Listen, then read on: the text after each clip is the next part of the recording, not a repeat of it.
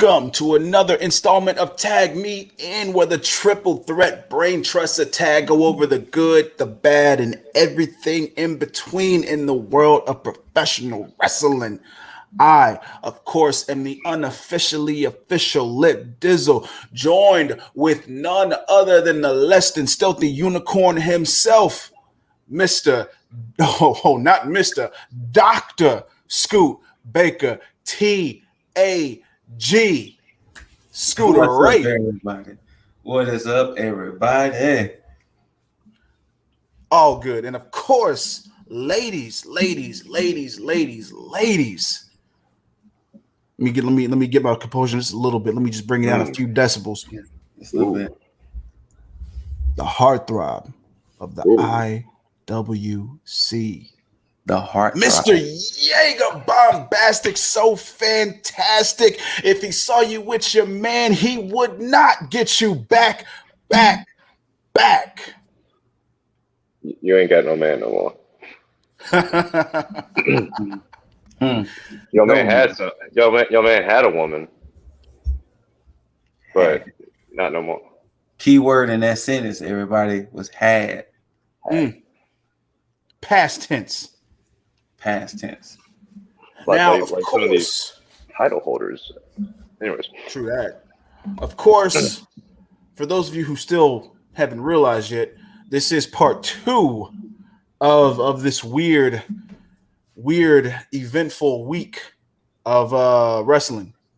Because normally we come on here on Fridays and we'll do the recap of AEW, NXT, and all that shebang-a-bang. But since AEW decided to throw a wrench in those plans and decide to have a full Dynamite / Double or Nothing weekend, we had to adapt.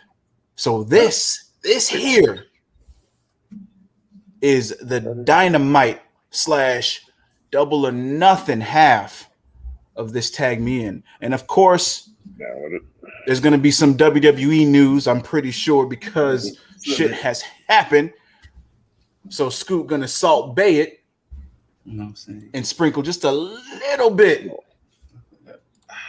of the scoops. What you got, Scoot?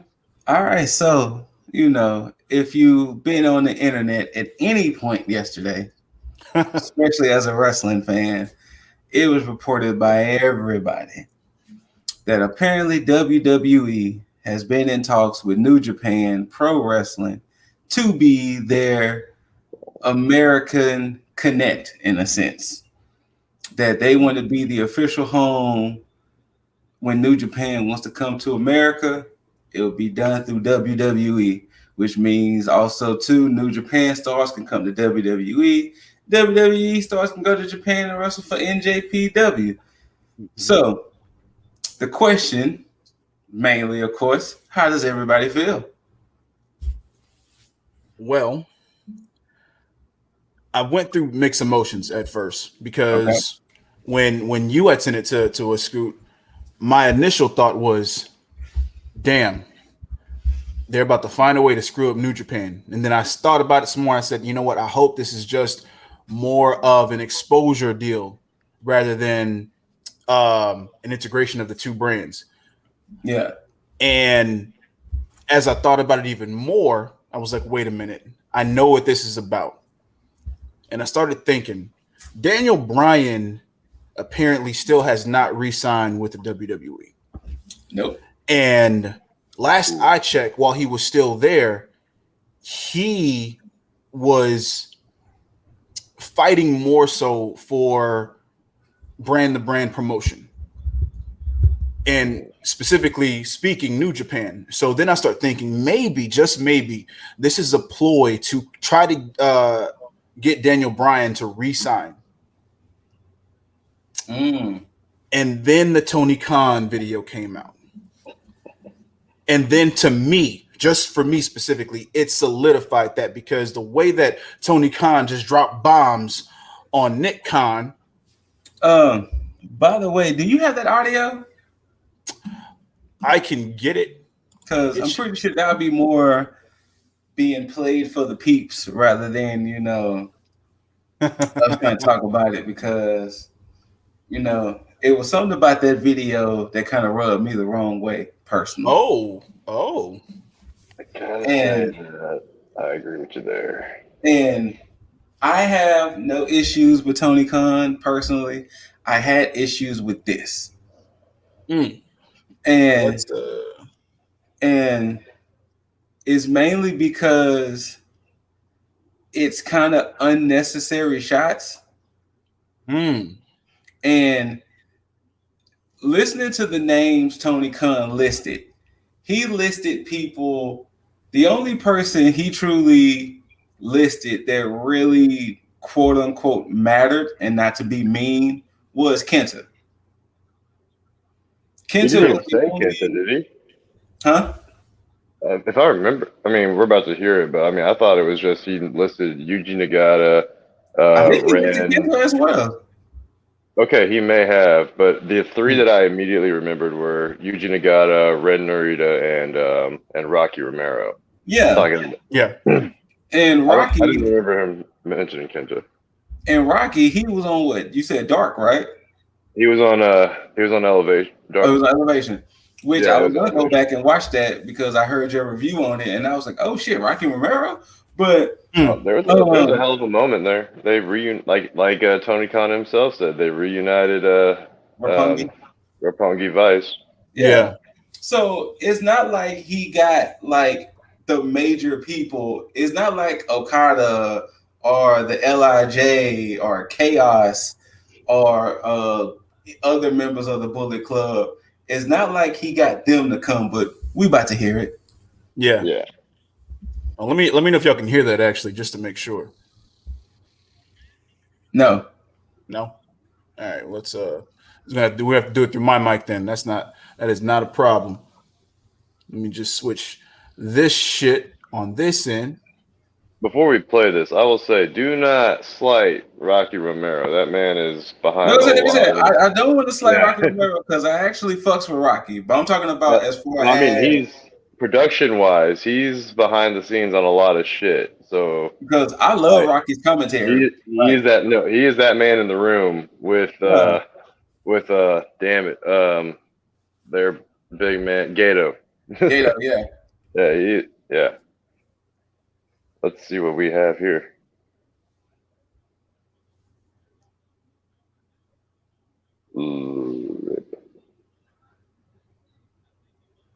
There we go. All right. Fans, as we set to go live on TNT tonight with AEW Dynamite at 10 o'clock Eastern Time, I introduce to you the CEO, the owner, the president of All Elite Wrestling and the Forbidden Door, Mr. Tony Khan. Thank you very much, Tony. I appreciate it, Mr. Schiavone. And as we get ready to go live tonight on Dynamite on TNT, I just wanted to address, as the Forbidden Door, I read in The Observer today that New Japan Pro Wrestling apparently has had talks with WWE President Nick Khan. Well, Nick, I have to say, if you've been talking to New Japan Pro Wrestling for 2 months, you've gotten a lot done.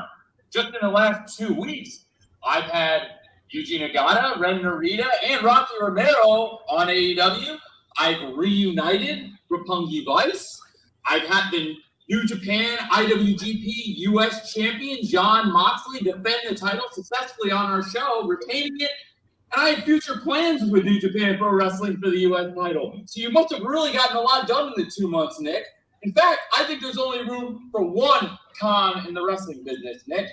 And it's me, it's Tony Khan. It's not some con man from Connecticut. Have a fun show tonight, Nick. See you on Dynamite. Didn't even mention Kenta there. No, he didn't mention Kenta. You're right. Now, the issues I personally have, if Tony was really about it, Dynamite should have came on the same time as SmackDown if you want to talk all that good shit. Because remember, you pushed your show after SmackDown because you didn't want them to compete. Mm-hmm. You know, if you wanted to pop all that good shit and be the one true con in the wrestling business. But besides all that, like, we don't know what these talks could have been. These talks could have been like, let's rewind. From the talks that WWE has been having. The people AEW has featured from New Japan won't mean shit if at SummerSlam Okada shows up or some shit like that. Mm-hmm. All of that won't mean nothing. Anybody who's shown up on AEW from New Japan won't mean nothing if Tanahashi or anybody like that starts to show up. The Bullet Club. If the Bullet Club shows up, none of that won't mean nothing what you're saying at all. Because we all know when WWE really wants to do stuff, they want to do stuff big. Yeah. WWE really doesn't do anything small. If they're going to do it, they're going to do it. So, personally speaking, I don't mind a partnership. Maybe this could be the shot in the arm we mentioned before that WWE might needs to be a better product. Yeah.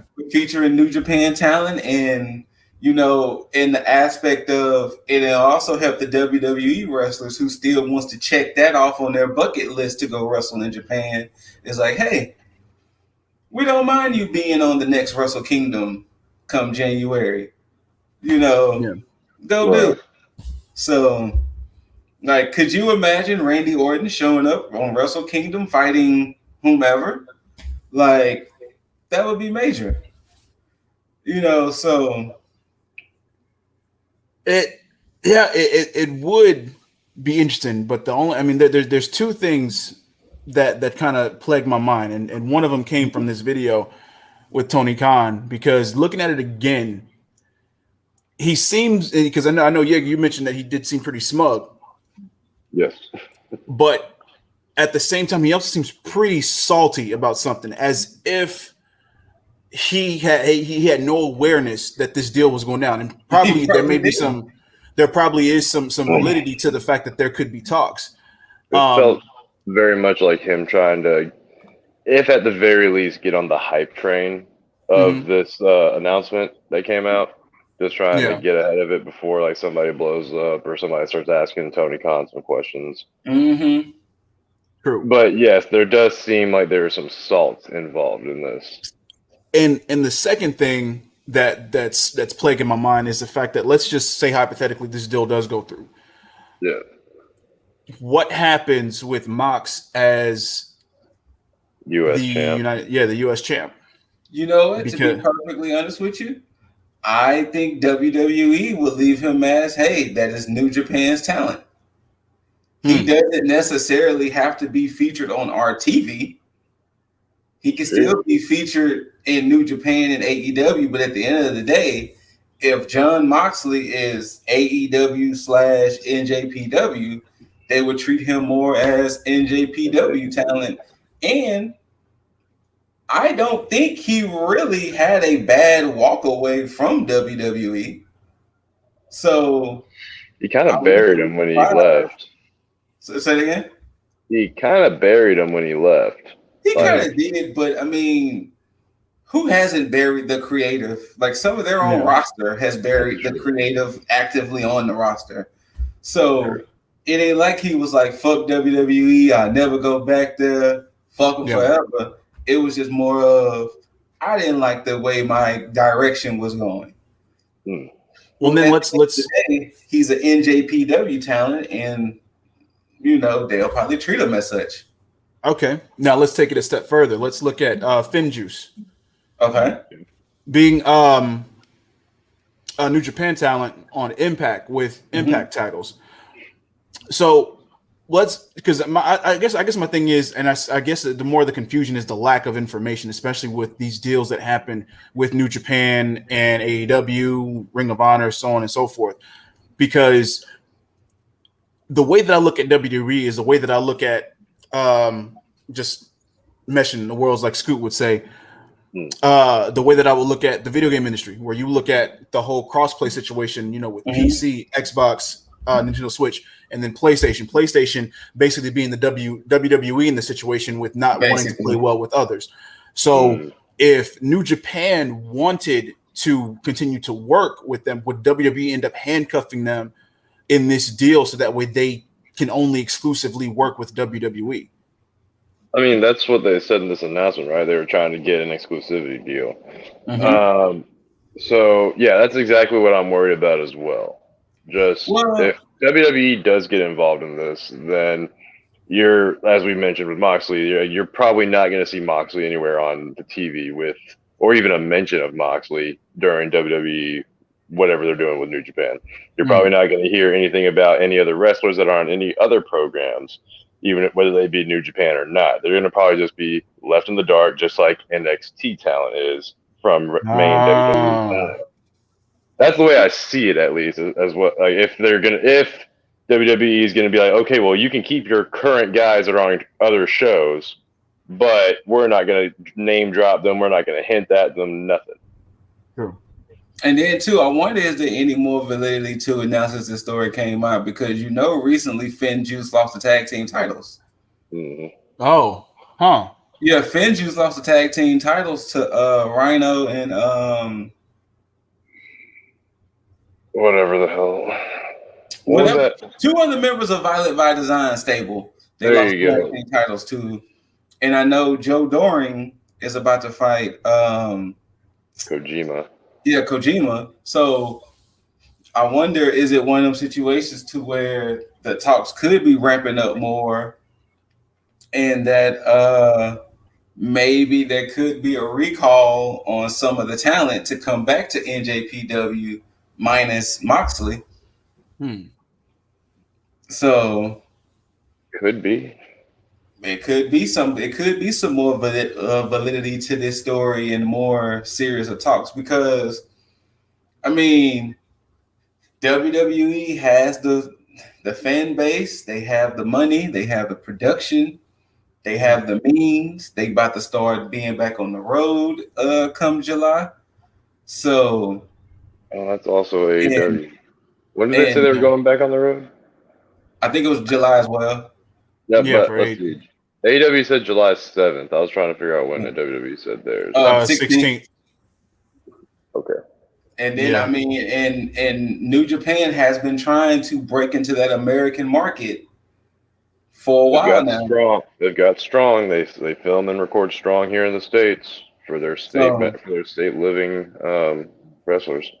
And then WWE has a network which can be featured stuff. So I mean, regardless of how we feel about the WWE, they're still the largest American promotion. Oh yeah, absolutely. So it makes sense. We have to, I think, us as fans, in a broad sense, have to take our feelings away from WWE and look at it as a business sense. Yeah. Well, yeah. From a business perspective, it's definitely a smart move. But from what's the word I'm looking for? From a creative perspective, it just feels like it's like dead on arrival in a way. Yes.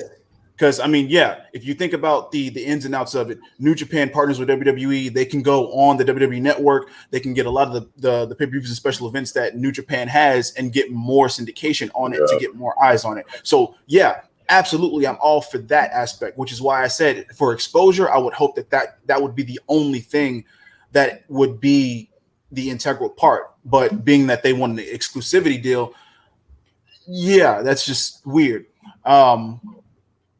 It's a double-edged sword in a way. Well, and I thought about the exclusivity thing because then me and the missus was talking about it earlier, and I was like, we as wrestling fans kind of get upset with WWE from the way they operate, but the NBA, NFL, MLB all operate the same thing.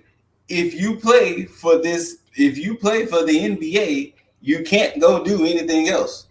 You can't go play in another promotion overseas or another promotion like for instance, if you play in the NFL, you can't on the off season go play for the XFL. So WWE kind of operates in that same boat of a professional sport.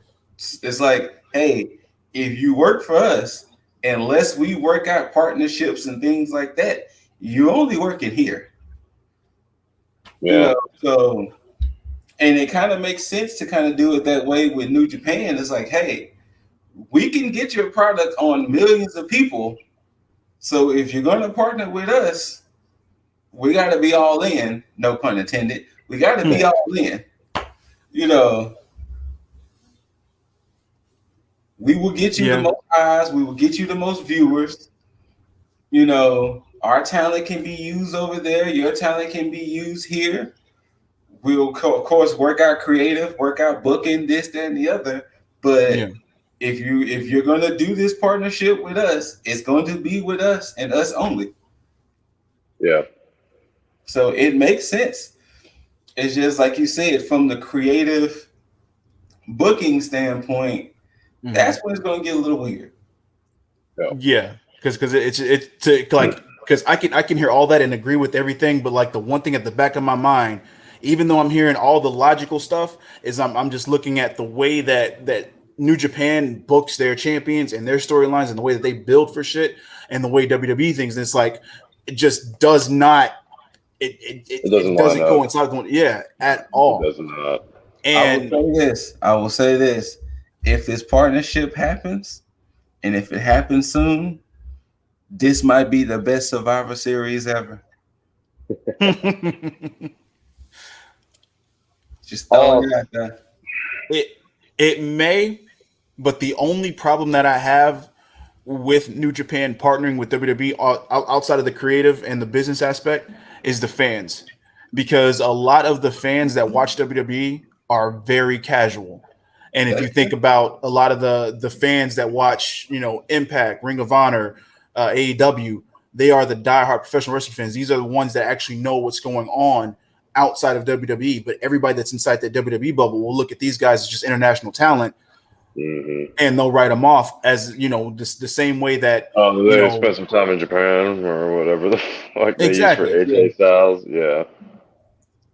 And that's the only problem I have, because then if they get locked into this exclusivity deal, they're locked in for a while. So it could end up at least for a couple of years.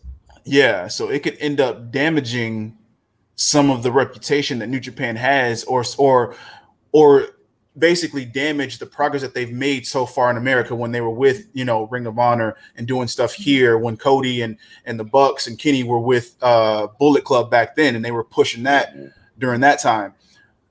And since you just brought that up, because you just said the trigger to it, I think honestly, New Japan hasn't really been the same since they left. I agree. Yes, we tuned in after because we got used to the talent, but since the elite part of the Bullet Club has left NJPW, it hasn't been the same, because we haven't seen nothing as impactful as that version of anything, in New Japan. We used to hear about New Japan all the time when the elite was over there. Now it's like you have to just be in tune with NJPW to really know what's going on over there. Yeah. I definitely agree with that. I'll say a lot of that just came with I want to say that maybe it's just that Americans kind of fell out of tune with New Japan. I agree with that. I think more of Americans fell out of tune with it. Yeah. I would say that their American audience definitely took a hit once Cody, Kenny, the Bucks, everybody left and made AEW. And I gotta be honest, I'll back that up with the biggest thing that I've seen out of New Japan was Evil betraying LIJ and going to Bullet Club. And even bigger than that was Coda at Wrestle Kingdom. Finally getting the belts after he signs his contract to New Japan. Yeah. But yeah, since then it's been, I don't know, it's been mild. Yeah. Because Ospreay won the belts. Now Ospreay gave up the belts. So it's like, we're not hearing about it as we used to is like, honestly, if Moxley wasn't the North American champion, the U.S. champion, would we truly care about NJPW as much? Because technically our only American link right now to NJPW is Jon Moxley. Yeah. And I wonder if Moxley wasn't their North American champion, U.S. champion, would we really still be as enthralled with NJPW as we were? I can say a 50-50 split for a yes and no. And that one of that 50, that other 50 outside of the no would be because of AEW. And that's mainly because, you still have Chris Jericho that potentially has somewhat of a contract with New Japan. Yeah. You still have some of the potential with a few guys that come over to AEW, and again, still with Mox. I'm pretty sure Lance Archer also may have one as well. And it's just a fact. Yeah. So, but I think that 50% is mainly just for like the potential of what could be. There's no definitive. There's no definitive like situation that's saying like, yo, this is what's happening. But it's the fact that it could happen, and it's not ruled out as a possibility. So, right, that part. But I see what you're saying with Mox being North American champion and being such a good North American champion that they trust him, just like we said before, with him being away for like a year, not defending that title and still not stripping him of that title. So that says a lot for him, and I do agree with that. So this is what makes me take this WWE or possible WWE partnership with a grain of salt, because New Japan as a whole they're very relationship heavy, or they're very loyal based on their relationships. So they still have a partnership with, as of right now, they still have a partnership with AEW. They still have a partnership with Impact. They, if I remember correctly, still have a partnership with Ring of Honor, and I think that's their longest standing partnership, right? And they still had that partnership with, was it a CMLL too? Yeah. Oh yeah, they're definitely on. That's the Mexican brand, right? I'm sorry, I'm blanking right now. Yeah, I think CMLL or Mexico. CMLL. Yeah. No, yeah. They send people there like every year almost, or like they put them on excursion down there all the time.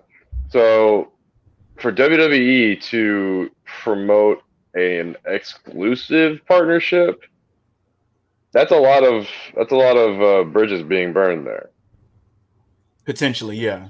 Yes. Yeah, that's a lot of potential bridges being burned. Yeah, and now see, and I think one of the outliers in this situation would be Nick Khan, because had they said Triple H was in talks in New Japan, then I'd be like, oh yeah, that's definitely happening. But because I don't have any real information on Nick Khan, I think he just got promoted to where he is now. Yeah, I think he's only been in his position for like a few months, I think, or like a couple of years. Like he hasn't been in that position that long. So he tries to grab the brass ring by trying to get a deal with New Japan, I guess. Yeah, why not? And this is somebody that's dealing on the main roster, so that's what. And I know with Triple H, because, like, case in point, with the key phrase being relationship heavy, he's somebody I know that's very delicate, especially with international affairs, when trying to conduct business with different talent and different promotions and stuff like that. So with him not being involved, at least not publicly, at least at this point, with him not being involved, there's my skepticism there for that aspect. So, yeah. And to be perfectly honest, and I'm going to say this, and y'all are welcome to disagree. I think if Triple H really wanted it his way, possibly, he would probably want to build a relationship with AEW. I agree. I think it'll be AEW who would block that relationship. I think AEW will probably be the ones who would be like, nah, we good doing our own thing over here. I think it'll be them who will probably be the ones who would deny the relationship. I kind of have more faith in them than that. Like, I think they would see a good thing if it came. Or at least that's my faith that AEW would see a good thing and it came that way. But it had to be on the right terms for sure. Oh, of course. Yeah. Of course. Yeah, Yeah, you definitely don't want to do anything that's going to just make it seem like it's for y'all. You definitely want to do it on better terms. Oh, yeah. It's just one of those sticky situations. Now, I believe that if we hear that Brian has officially re-signed with WWE, I'll be like, yo, this shit is a done deal. They're acquiring New Japan. But I guess we shall see, fellas. I guess we shall see what happens. Brian at Survivor Series. What happens in the future. Yeah. But any other news there, Mr.? Yeah, what else we got? I mean, we can somewhat talk about it. Cody Rhodes would not just take an L. He mentioned about how they had focus groups that help him with his promos. Then when that didn't sit too well with the people, he came back and said, okay, well, it's not really focus groups. It's more of I let legends and other people hear my promos, and then they kind of give me the feedback, and it's just like, Cody, it's okay to have a bad promo. It's fine. Like we're not gonna turn against you because you had a bad promo. Like Rock has had bad promos, Stone Cold has had bad promos, Jericho, Taker, fuck him, but Hogan, everybody has had bad promos in their career. Like it's fine. Like you gotta think in the existence of AEW, excuse me, this is the one promo that has kind of had people like iffy on. It's okay. It's okay. Just read your room better, Cody. Just like read your climate that you're appealing to. But yeah, it's okay to have one bad promo. You don't have to go through all these excuses and all of these. Just be like, you know what? I had a bad promo. It wasn't the best. I thought it was good. Apparently, many people saw differently. After seeing why people saw differently, I can see why that promo was divisive. But no, he wants to keep making excuses for it. It's just had a bad promo. It's fine. Yeah. It really is, and it's like I said with this promo before. It wouldn't have been that bad of a promo had the build around it been better, because that would have made that promo more impactful. And I completely stand by that, because with him having that promo and this build for this match being so lackluster, you can easily take that promo out of context. Yes, but had there been a much bigger build, they would have looked past anything he said and stopped picking apart his promo, and then I'm like, yo, hey, fuck that. This whole build is overall good. Yeah. But this is going to overshadow everything that they're trying to do with this whole feud. I know all they needed to do. Like, they could have easily made this build. I mean, even with the pacing they had now, like, all they had to do was do one thing different. And that's replace Cody with Dustin. Well, Dustin definitely would not have made that promo though. That's for no. No, what I mean is like this whole feud, all that shit. Like if he, he wouldn't have made a political climate promo, but he would have. Even if you had Dustin take the name of the American Dream for a weekend, like all of that would have just looked better on it being Dustin instead of Cody, because Dustin's the one that has had history with the factory this whole time. And then not only that, but then looking at this promo, looking at this feud, you would think QT would be the end, since QT is the leader. Exactly. Anthony Ogogo is technically the underling. He's his main underling, but he's the underling. But no, he's your true boss battle in a sense. So that's what makes it weird in the first place. And then had you not been keeping up with Dark and Elevation, you wouldn't know that Anthony Ogogo was truly feeling this way about America until like a week or two ago. Mm-hmm. So here it is. You would have had Cody doing these things and saying these things. It would have been like, wait, why Cody sending these shots at Great Britain like that? Like, wait, what is going on? To where, Cody's so riled up to be an American. Like, what is happening? Yeah. Like, I thought Hulk Hogan's music was about to play for a second. But yeah, it's just right. But yeah, so it just said you had a bad promo. It wasn't your best. It was tone deaf. Mm-hmm. Yeah. You could have just simply been like, yeah, it was a bad promo and just moved on. True. Yeah. And leave your unborn child out of it. You don't need to leave the unborn child out of it. Yeah. I mean, there's no, because it's still not. Actually, you know what? To be perfectly honest with you, to just rewind it back to the beginning, maybe they should have left the whole Britain and America thing out of it from jump. Yeah. Because remember, Cody was the one sending the first shots, talking about, well, a go here on a visa. We're the country that's allowing him to make the money and do the things because, since he hates America so much and all that. Like, it could have just been simply, okay, I thought QT was the one that I was going to have to deal with, but no, a go is the one I have to really deal with. They couldn't just they didn't have to involve him being English and a Cody being American. They ain't even had to do all that. You could have just made it like he's got like UK pride or something because he was like what did he win? Like 12 or 12-1 or something like that in his actual boxing career. And then he's a bronze medalist. Yeah, so I mean you can have some pride for your country in that regard. But when you start making it like UK versus America, then you're kind of losing people there. Not just kind of, you're losing people there. Especially too, how does that look with the factory with the rest of the guys being American? Oh no, we'll get to it in the promo, but they brought in a turncoat. They brought in an extra or something from. So he was an extra. I mean, I don't know what he was. I don't think I've ever seen that guy before. Well, with that being said, Mr. D's like, go ahead and throw us into Friday Night Dynamite.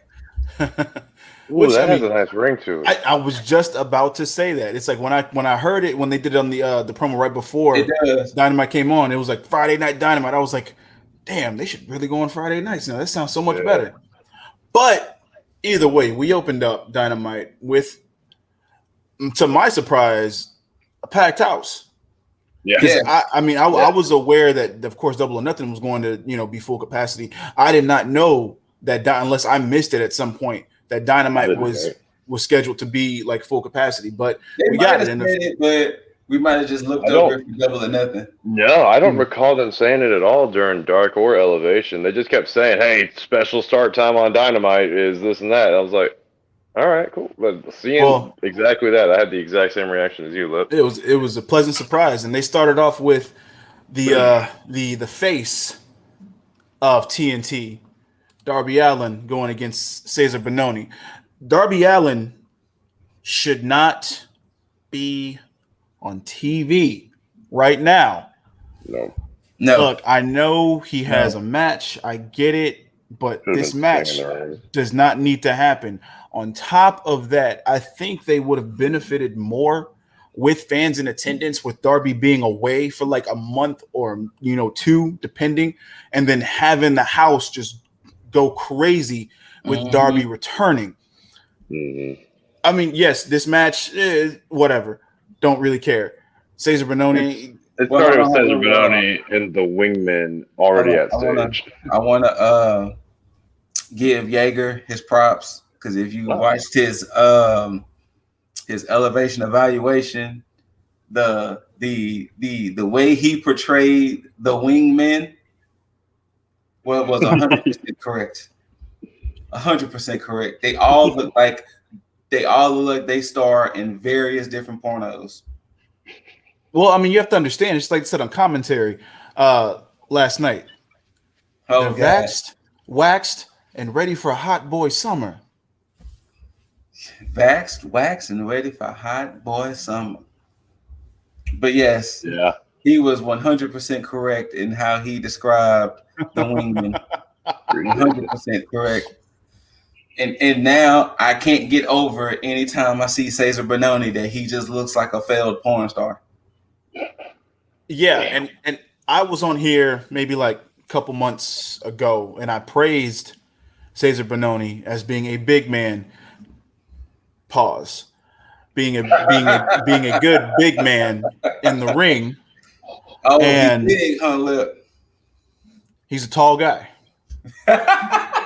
He's a tall guy. Because AEW is they're in short supply of the big guy wrestler. big man. Yes. So with oh yeah, not you, Ryback, not you. Yeah. the big men wrestlers. And he had, and with his look, he had the potential to be in that upper echelon of big guys. Not you, Ryback.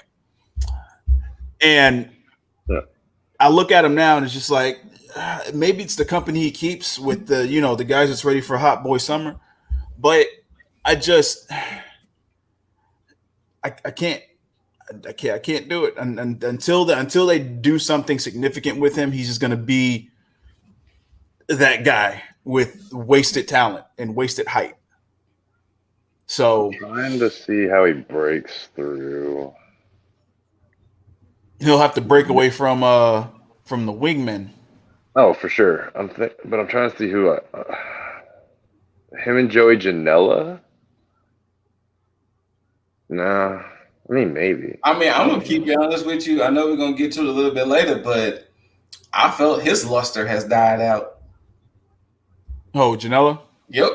But we'll get to Janela when we get there. I think Cesar Bononi might benefit from being a new acquisition for Team T.A.G. Ooh, there's some potential there. I mean, especially because honestly, that would be the best thing for him to do. Because I mean, if this storyline goes the way it could potentially go with Brian Cage, you could have Cesar Bononi step up and probably take the FTW championship away from Brian Cage. Ooh. And actually bring some significance to this wasted title. And that right there would shotgun him completely into some type of significance. Yes. So sadly, I see Powerhouse Hobbs taking that off of him. True, and we're definitely gonna get the Powerhouse Hobbs too, because he definitely looked good tonight. I mean, last night. Sorry, but yeah, simple shit. Darby goes over, not surprising. Especially since he has a match. It felt like it. I thought that shit was longer than that. I think they may have had a commercial break, and I think that's probably what made it feel longer. But probably. Yeah, and then of course, no surprise with any Darby Allin match with Sting accompanying him. There's always some type this should have not happened twice. I'm sorry. You know what? This should not have been a 2-segment situation. Yeah, that's what I was going to follow up on, is that Sting should have been the wrestler here against Cesar Bononi. You could have easily, I mean, that would have been believable for Sting to beat him. Darby should have been off camera at least until later in the night, which we'll get into. And that would have at least saved him for our pay-per-view. I'm not mad at that idea. That actually would have actually helped. It probably would have helped the match, and it probably would have helped change a lot of people's minds, like me right now, who doesn't want to see Sting wrestle live. Yes. Because it could have let us know, oh, you know what? He might be okay to go into this match and do like some light shit. Show us that he's in ring shape. That's all I really wanted. Yeah, thank you. But yeah, you had Ethan Page and Scorpio Sky come out, and they did seem off on the mic. I don't know. It just felt weird. But yeah, they came out and they talked for a little bit, the same old shit. I kind of liked it. Then the wingmen had jumped on Sting and Darby, and then Ethan Page and Scorpio Sky joined in, and then the Dark Order comes out. Again, for why, I will never know. You know, I was about to get ready to. I know I've asked you before, but I'm about to get ready to ask you, Jaeger. Was there something I missed with why Dark Order keeps saving Sting and Darby? Like, At this point, I don't. I understand Darby gave Mr. Brody Lee, rest in peace, his props, but that means, hey, we gotta protect these guys. Yeah, there should have been like maybe a 1 or 2 time thing where they helped him. You know what? While they were doing that whole spider web of a feud with the Hardy family office and all that shit, that's when they should have been like relevant to help. Speaking of, like last night should not have been. No. No. But yeah, at this point, honestly, they should have just showed Sting and Darby getting jumped and been done with it. Well, if it goes the way it went in my head, it should have just been Sting getting jumped. But anyway, this is where I put on my good old fantasy booking hat. All right, what you got? AEW, you have a chance to fix 2 issues. One with Darby Allin and Sting, the second with the Dark Order. Because right now, the Dark Order is at a dead end right now.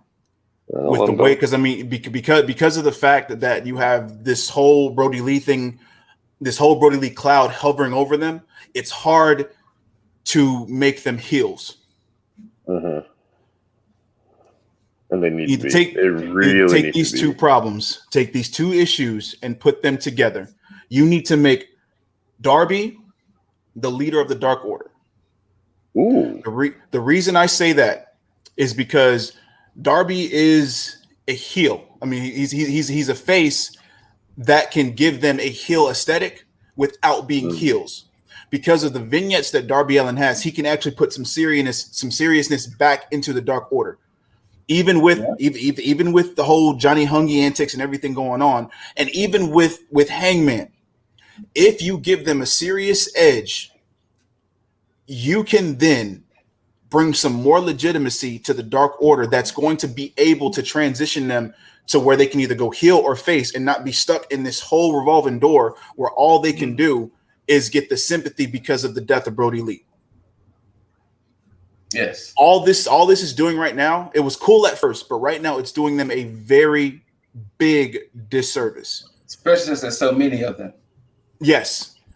And that's a problem. And so now if you put Darby at the center and you have Sting as an advisor to him, kind of the same thing how Roman and Paul Heyman are doing, but more of a mentorship thing rather than, subservient to yeah, exactly. You do this and you have Darby be the voice. Have him do the vignettes, have him do all this other stuff. Bring some more character to the Dark Order rather than some comedic shit that you have going on, and then give them some serious matches. If you give them the full on seriousness aesthetic, it'll benefit them way more than what they're doing now. I can see Book that shit. Take that again. Tony Khan. I don't want any payment. I don't need anything. I just want you to book this because I see it in my head and I like it. So do it.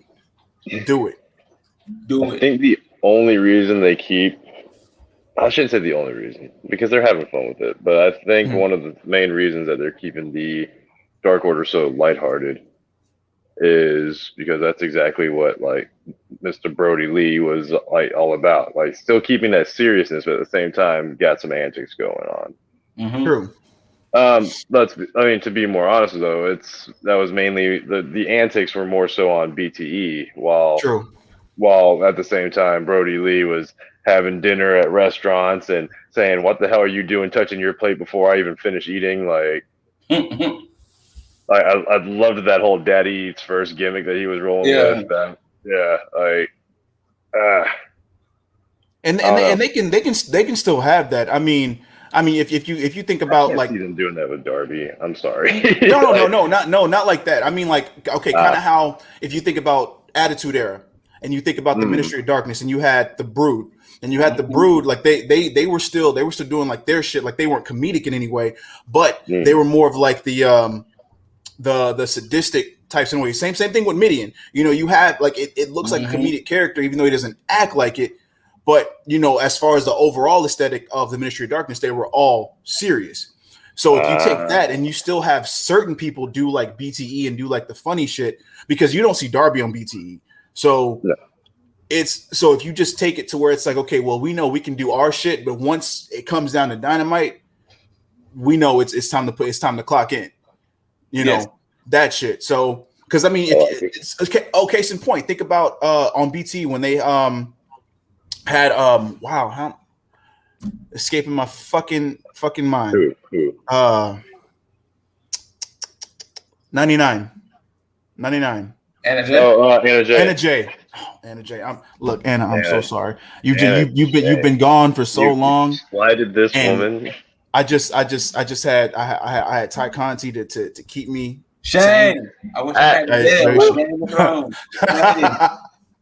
why y'all need to get on that elevation. But get to that tie time.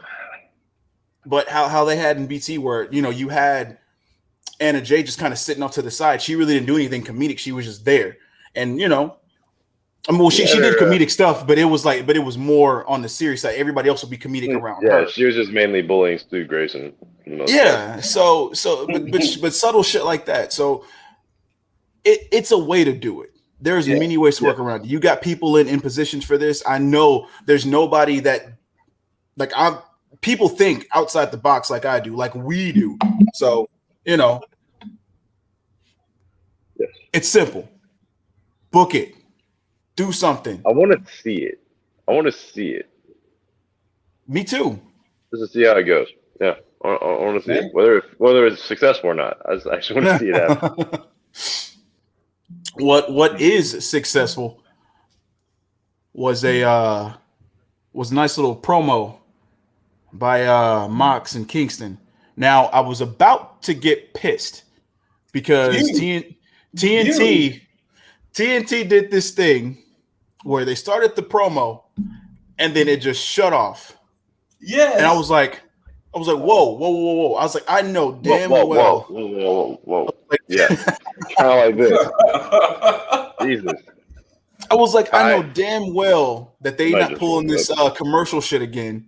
Yeah, just cutting off randomly, and so I let the commercials just run through, and then it came back on and it restarted the promo. I was like, okay, but still, AEW, y'all have a commercial issue that y'all got to fix. Y'all got to fix that shit fast. They really do. Because y'all can't get me invested in a promo, especially when you put Mox and Kingston on. You just can't. I gotta be locked in because I gotta tease it. That was definitely the thing. The only beef I had with the promo, because the promo was great. Everything they were saying was great. Were they trying to bury the shoes? Like, I think they're just trying to like royally fuck them up because like any sneakerhead knows that getting them dirty to that extent is like there's no saving them. That's what I thought they was trying to bury the shoes. Yeah, I don't know why they had the shovel. Yeah, that was. That was my only like beef with the promo. Was like, what were y'all trying to do with the shoes? Like, I mean, clearly it wasn't the same shoes because it looked like they took these shoes and just completely submerged them in bleach. Then just had them just like sitting there dirty. But yeah, they have to win these tag titles. Yes. I love the idea of just their overall team, and I guess now commentary officially called them Wild Thing. That's their team name now. Is it? It sounded like that's what they said. That's what they were kind of hinting at that the team, because I kind of got that vibe too that the team name was called Wild Thing. Yeah. Which I guess now makes the song make sense in a way to this much of an extent. I'm not on board with it. Neither am I. But I mean, it's not like Kingston, so yeah, you can't really like they get a pass ish. They get a pass on a lot of things. It's only because they're so fucking good. That's it. Yeah. That's really it. Like if they weren't, as Vince McMahon would say, good shit on TV, I doubt we'd care as much as we do. But yeah, Yeah. I don't know if I'm ready for this match as much as I am just for the overall build promo, and then after with the vignettes and promos of them being tag champs and seeing how they just kind of go through the tag division. Oh man. And that's I mean, I'm not, the thing is, but that's more so on Mox and Kingston's side, not more so because I mean the Bucks I know are going to make this a match, but it's Mox and Kingston's dynamic that I'm worried about with this type of match with the Bucks. Mm-hmm. Because it's not like a clash of styles how it is with FTR and the Bucks. Like you know what you're getting with that. With this, it's so off the wall with Kingston and Mox that I couldn't even predict what kind of spots we might even get in this match moving forward. So it just said it was a regular match, right? Yeah, okay. For me, it's like I guess it's a fuck. I'm trying to. Okay, there we go. It's to me, it's like a lack of psychology. It just seems like they're just going in there, finna go beat each other up, and then that's it. Like it's not like how if you think of like Hangman and Omega going against the Bucks, where it's like, yo, this is interesting. FTR Bucks, interesting. Top Flight Bucks, interesting. SCU Bucks, interesting. With this, it's just all right. Who gonna bleed first? Mm-hmm. Yeah. So yeah, it's we didn't see any of the Bucks, did we? No. No. Not even a promo. Yeah. That's weird. And this is why this show was not my favorite, especially as for a go home show, because it didn't feel like a go home show outside of like a few things here and there. Well, because you heard the original rumor about this show. What's that? The original rumor that was this show was supposed to be next Wednesday's show. Huh.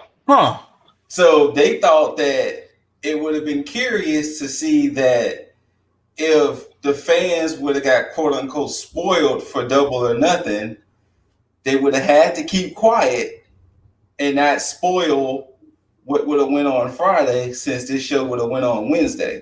But I guess they changed that. Yeah, I guess they changed that for that way that they were trying to do a future recording. No, that's not. Yeah, that's why it probably felt as a weird go home show, because Meltzer would have been paying top dollar to get a fan to spoil shit, right? Yeah, that's why this felt weird as a go home show, considering Double or Nothing is tomorrow night.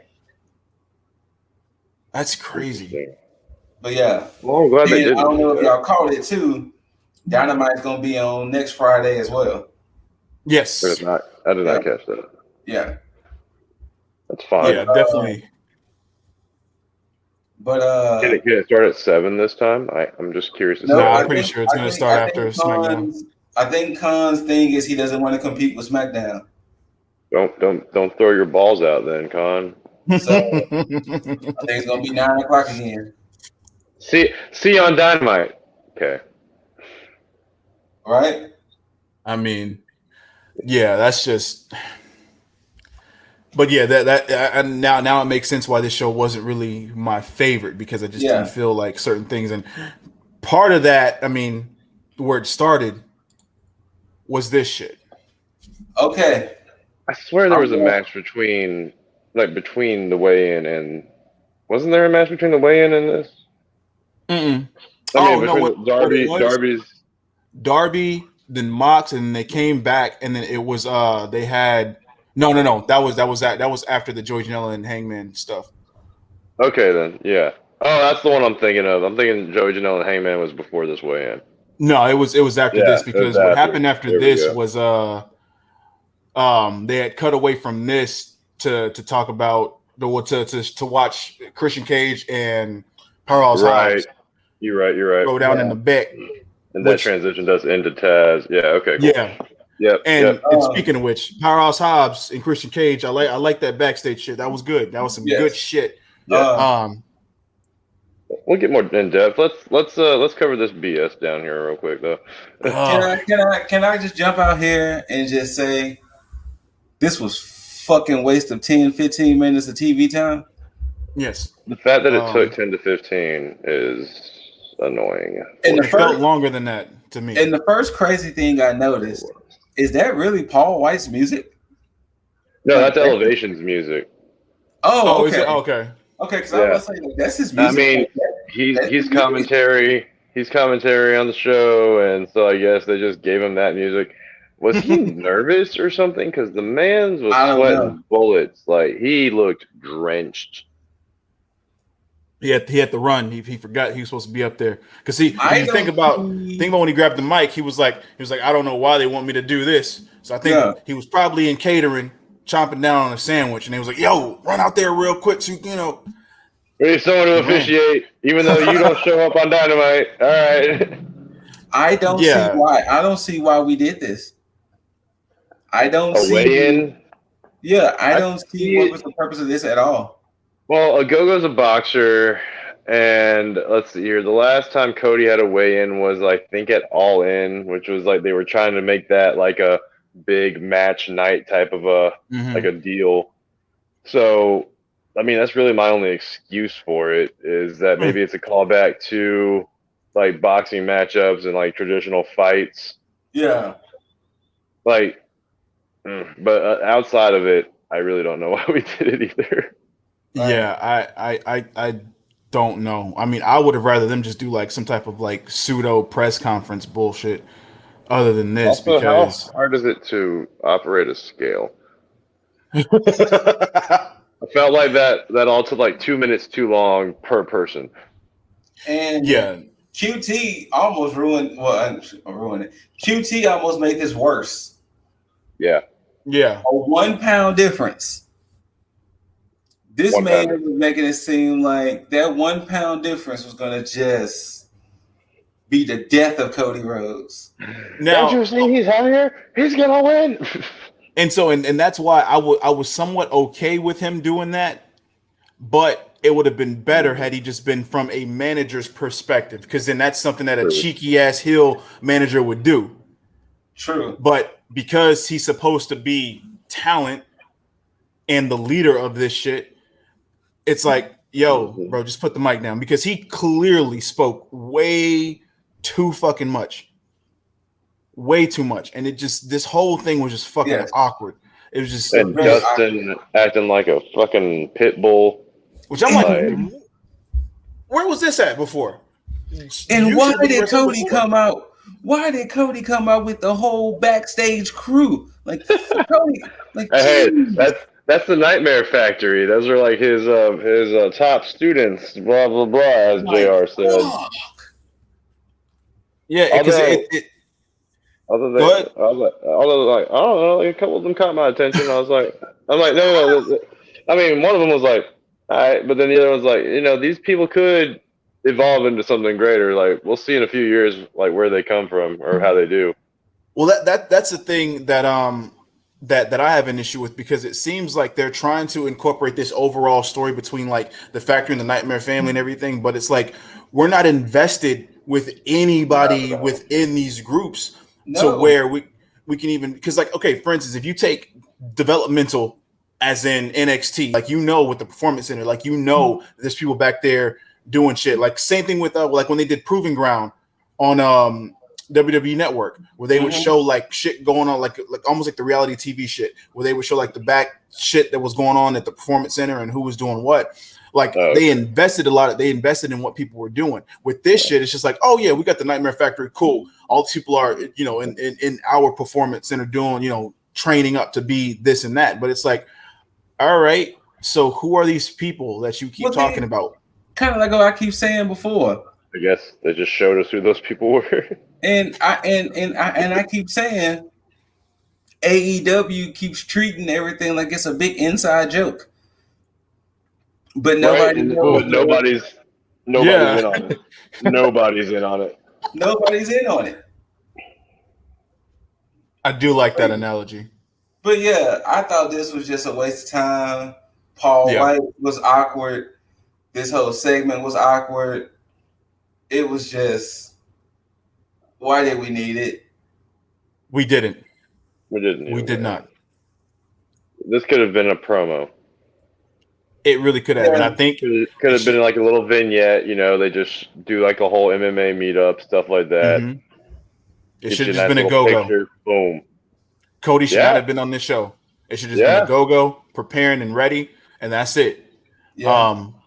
But we did not need all this extra BS. Hell, they could have just done just like you said, done just a nice little promo vignette, kind of like they did the one that you sent us, where all four of them were just back, and then QT talk, and then a go-go talk, and then that was it. Could have had that. Bam. Done.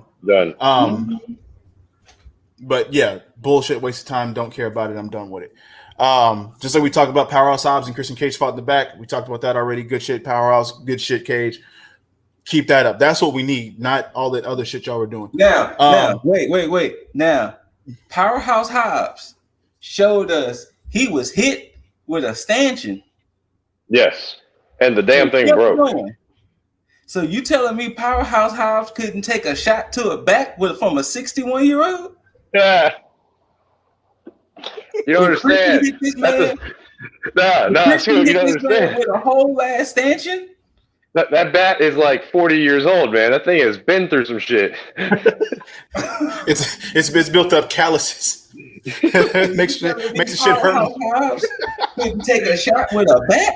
It's been layered with skin from people, you know. It's like whatever. Bat was built from a redwood, man. Oh god.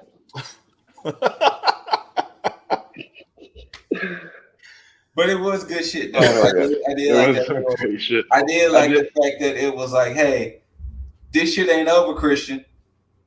Yeah, doing this.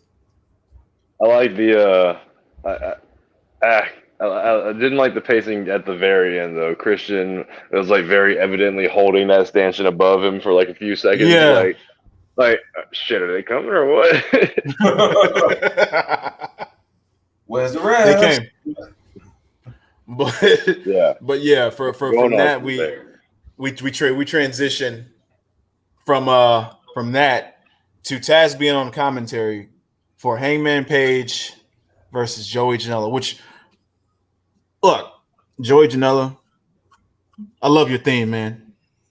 Love the theme, very always. Mm-hmm. It is, man. Like it just, just. That's all I'm gonna say. I like about that. Look, but just for that. I had a problem at first. What? And this is only because I've been doing the reviews, but and I mean they addressed it midway through the match. Oh, with him and Sonny Kiss. Yeah, like Joey Janela got his butt handed to him. I mean, I'm sorry, Sonny Kiss got their butt handed to them. I don't know what the proper pronoun is. I'm sorry.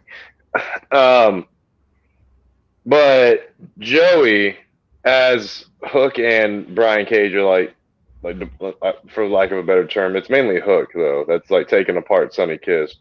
Mm-hmm. Joey kind of just looks over there like he's scared, and then just walks up the ramp, leaving Sonny Kiss to just be dismantled. Yeah. So the fact that Sonny Kiss is out there proudly walking behind Joey, I needed a different reaction out of Sonny Kiss. I needed a different emotion. Like I needed some skepticism, like maybe some begrudging walking out, like giving some side eye. I needed something along those lines. I was happy that at least JR. Yeah, right. Apparently, the shoot that they said on commentary was he had migraines or something, and like and Ski Bones over here like, yeah. I mean, migraines are pretty debilitating. Blah blah blah. Like, they are. They can be. I mean, they can, but that almost gave me a migraine. But and then look, some BC will fix that right up, man. Just there you go. All right, so basically, people, Buckshot Lariat 1, 2, 3. Yeah, and Yeah. but Well, I mean, he did get busted open. Yeah, he got hit in the mouth first, and then I guess some type of laceration happened on either his forehead or his eyebrow, something. Yeah. Yes. It looked like it was like in It was like his up hairline. top. Yeah. Yeah. But yeah, and clearly that wasn't anything being bladed. That was like legitimate. Bust open. Yeah.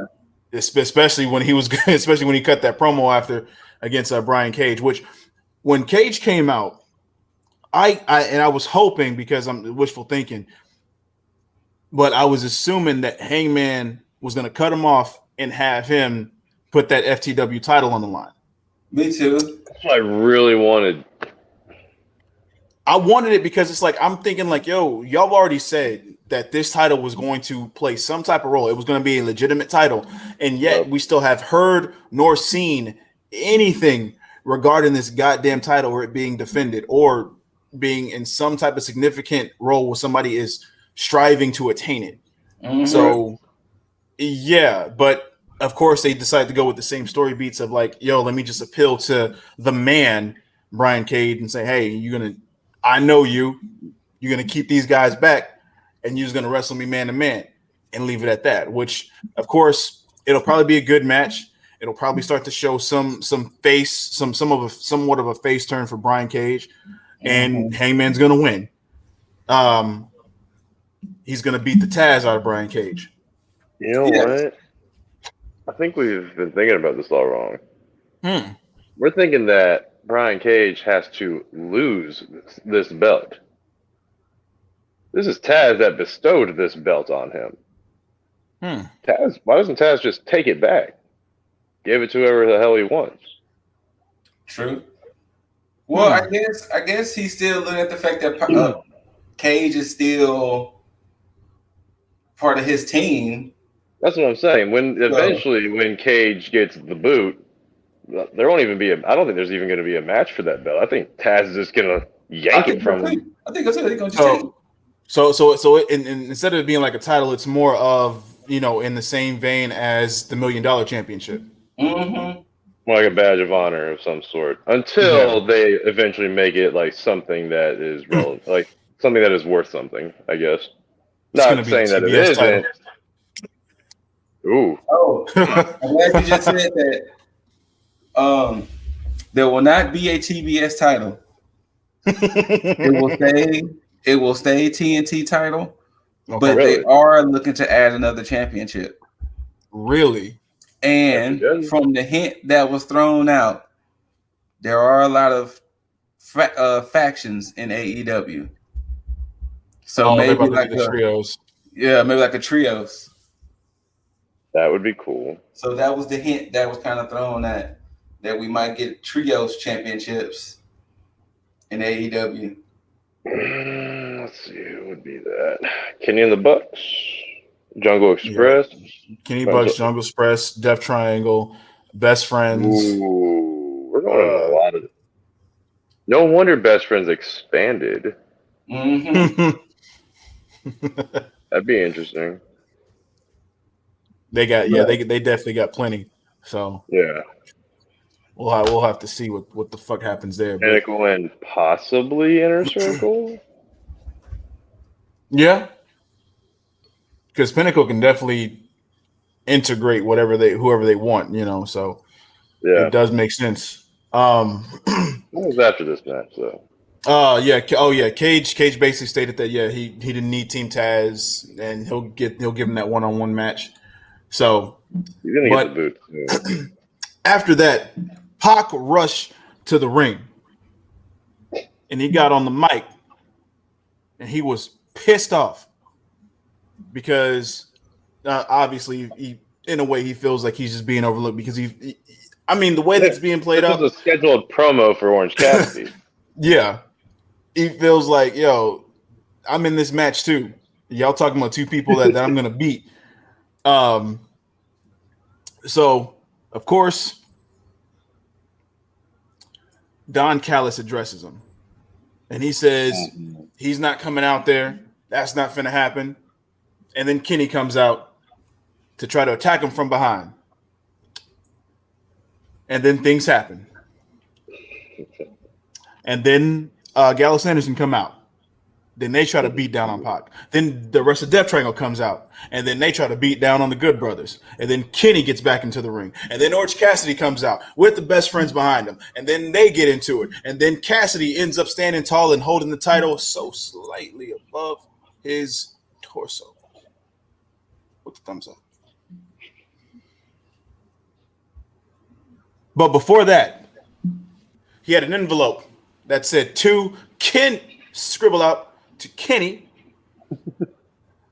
and Kenny opened it, all enthusiastically thinking that maybe Cassidy is bowing out of this match. And after he opened it, nothing but confetti. And I love how it was blowing in the wind. Like it was. That's probably the most work that Cassidy has done on paperwork in a very long time. Because he had to rip that into a lot of pieces for that confetti. Yeah. Or he had help. He probably had help from the Best Friends. I think Statlander helped him out. True. All it takes. She seems eager to help him in a lot of ways. I didn't say shit. You got a scoop for us, Jaeger? No. You know what I'd like 2 scoops of, though? Who's that? So Cassidy, after Superman, after Superman punching Omega after his reveal, I did like how Pac, still in the corner, like Cassidy slowly walked over there to the belt, trying to pick it up, and Pac just stepped on it. Like, nah.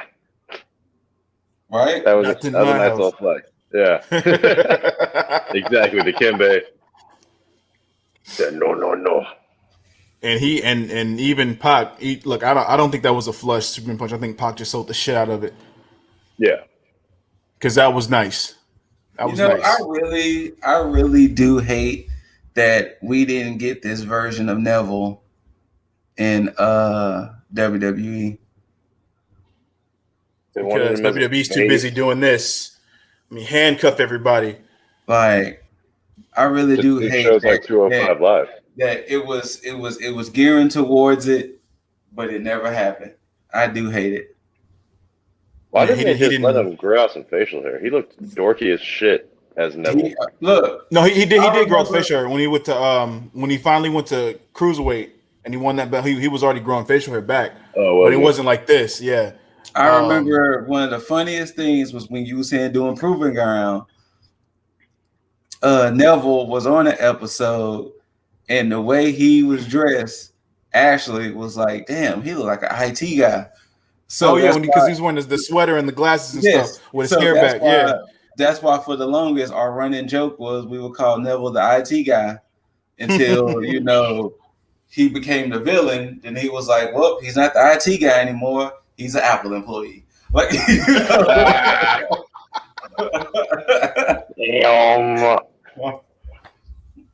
but yeah, so but yeah, like we're gonna get to it with the predictions, but I just hope it's a good match.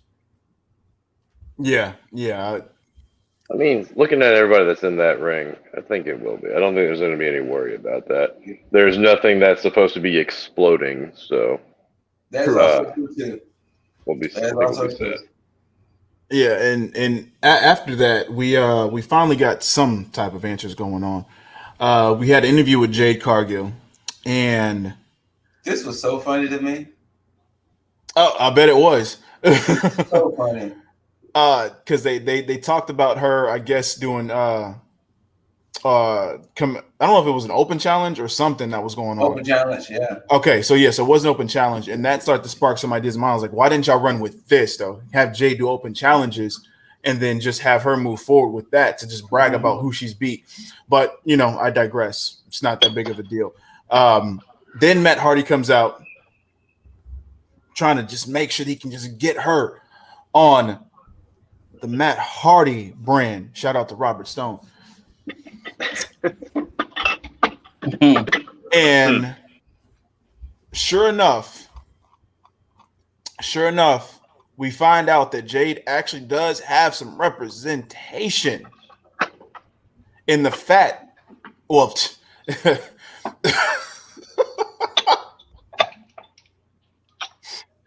representation within the form of Mark Sterling.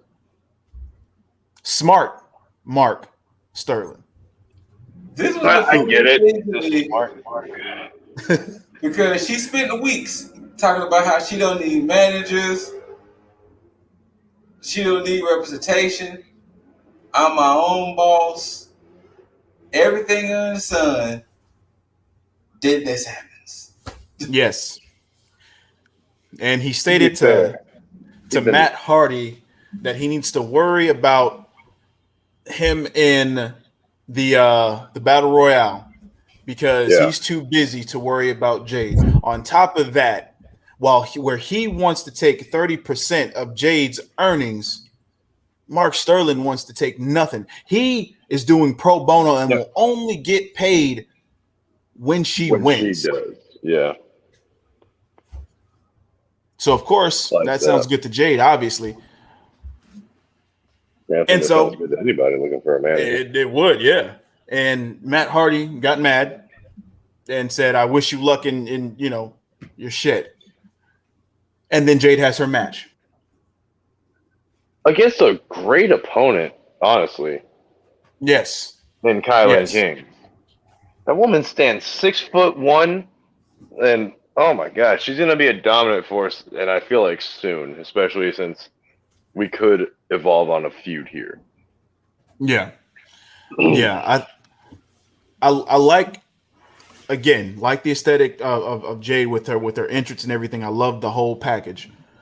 Right. But this is what they should have continued to do. Like, she needs to be going on a fucking tear with these open challenges. Like, this is where an open challenge makes sense outside of there being a title, because you're building someone up. And with somebody who looks as dominant as she does, with the potential that she's clearly growing into, this just makes more sense. Especially with the endorsement of Shaq. So yeah, she should not be 5-0 at this point. She should be like 10-0. Yeah, she should have been wrestling for the past few weeks. Yeah, so it's just like they could have easily had these vignettes and these promos with her while she was wrestling on either every show or every other show. Hell, but I mean, I guess from the standpoint, it could have been right after her matches. Yeah, has she been on Elevation in Dark at all? She's been making the appearances. She's been cutting the little promos and that. But she's never wrestled on either one? She's 5-0 there, so she's had a couple. Okay. Right? Yeah. I think since I started, then she hadn't had matches though. She's been making little mentions. Okay. So yeah, this is why she would definitely need to do this. So hopefully with this whole finding a manager shit out of the way, we may get her in more matches to where she can actually build up some dominance, because it's already coming to that time where she's going to have to go for a title or be in some type of title contendership, which I definitely don't think it's going to be with the AEW Women's Championship. I think they may be grooming her to take that NWA Women's Championship. Damn. I want Thunder Rosa to win that back though. But Thunder Rosa is going to get the AEW belt. So that's definitely possible.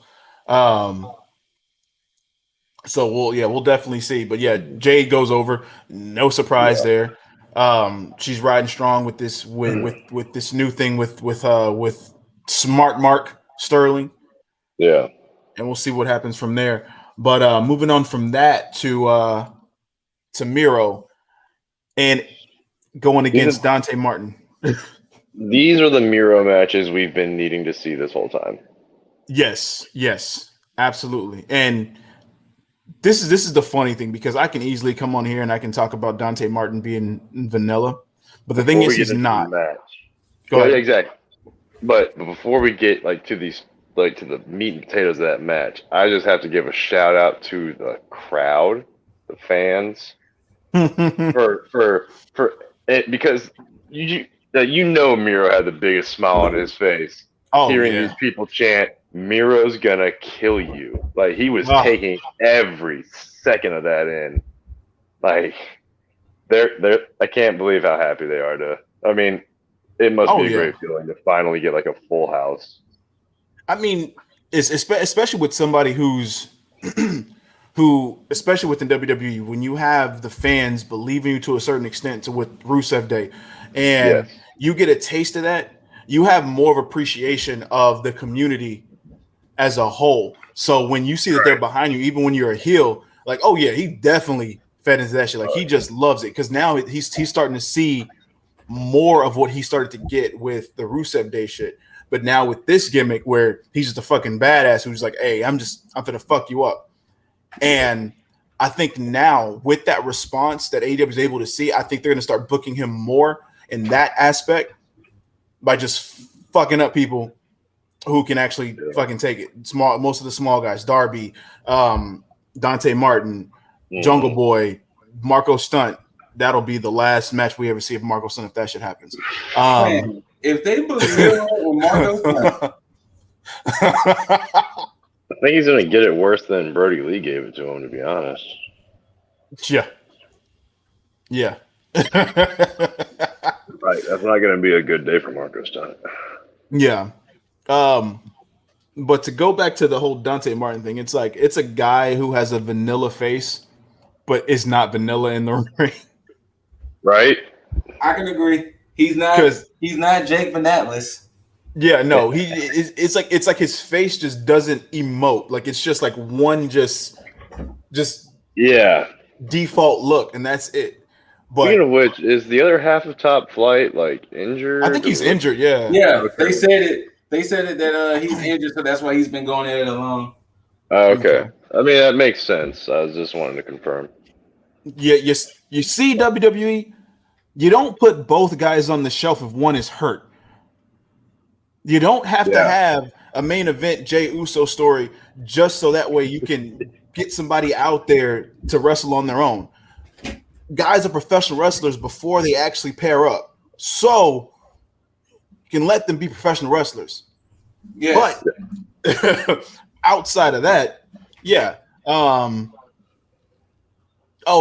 shout out to whichever one of y'all sent that shit, where, because I think that was Dante Martin that got glitched out in that GIF or whatever.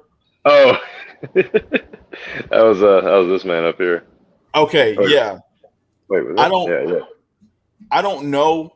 I have no idea how that shit even worked out like that, because I've looked at it over and over again, and I know you did too, Jaeger, because you even said it, and I even watched it again trying to figure it out. That? I'm like, how? Like, that was the most glitched looking move I've ever seen in my life. Like, what was that? I'm telling you, life is a simulation, guys. That's the only conclusion I can get from out of that. That was. Wait, who were the two men wrestling? It was Dante Martin and who? Martin. Don't make me pick it back up.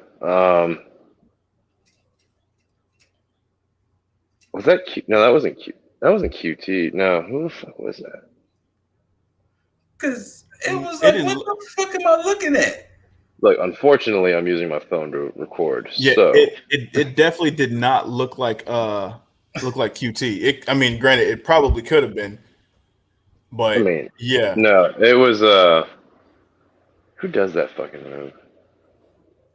Anyways, if you can pull it up for us at some time, it'll be funny regardless.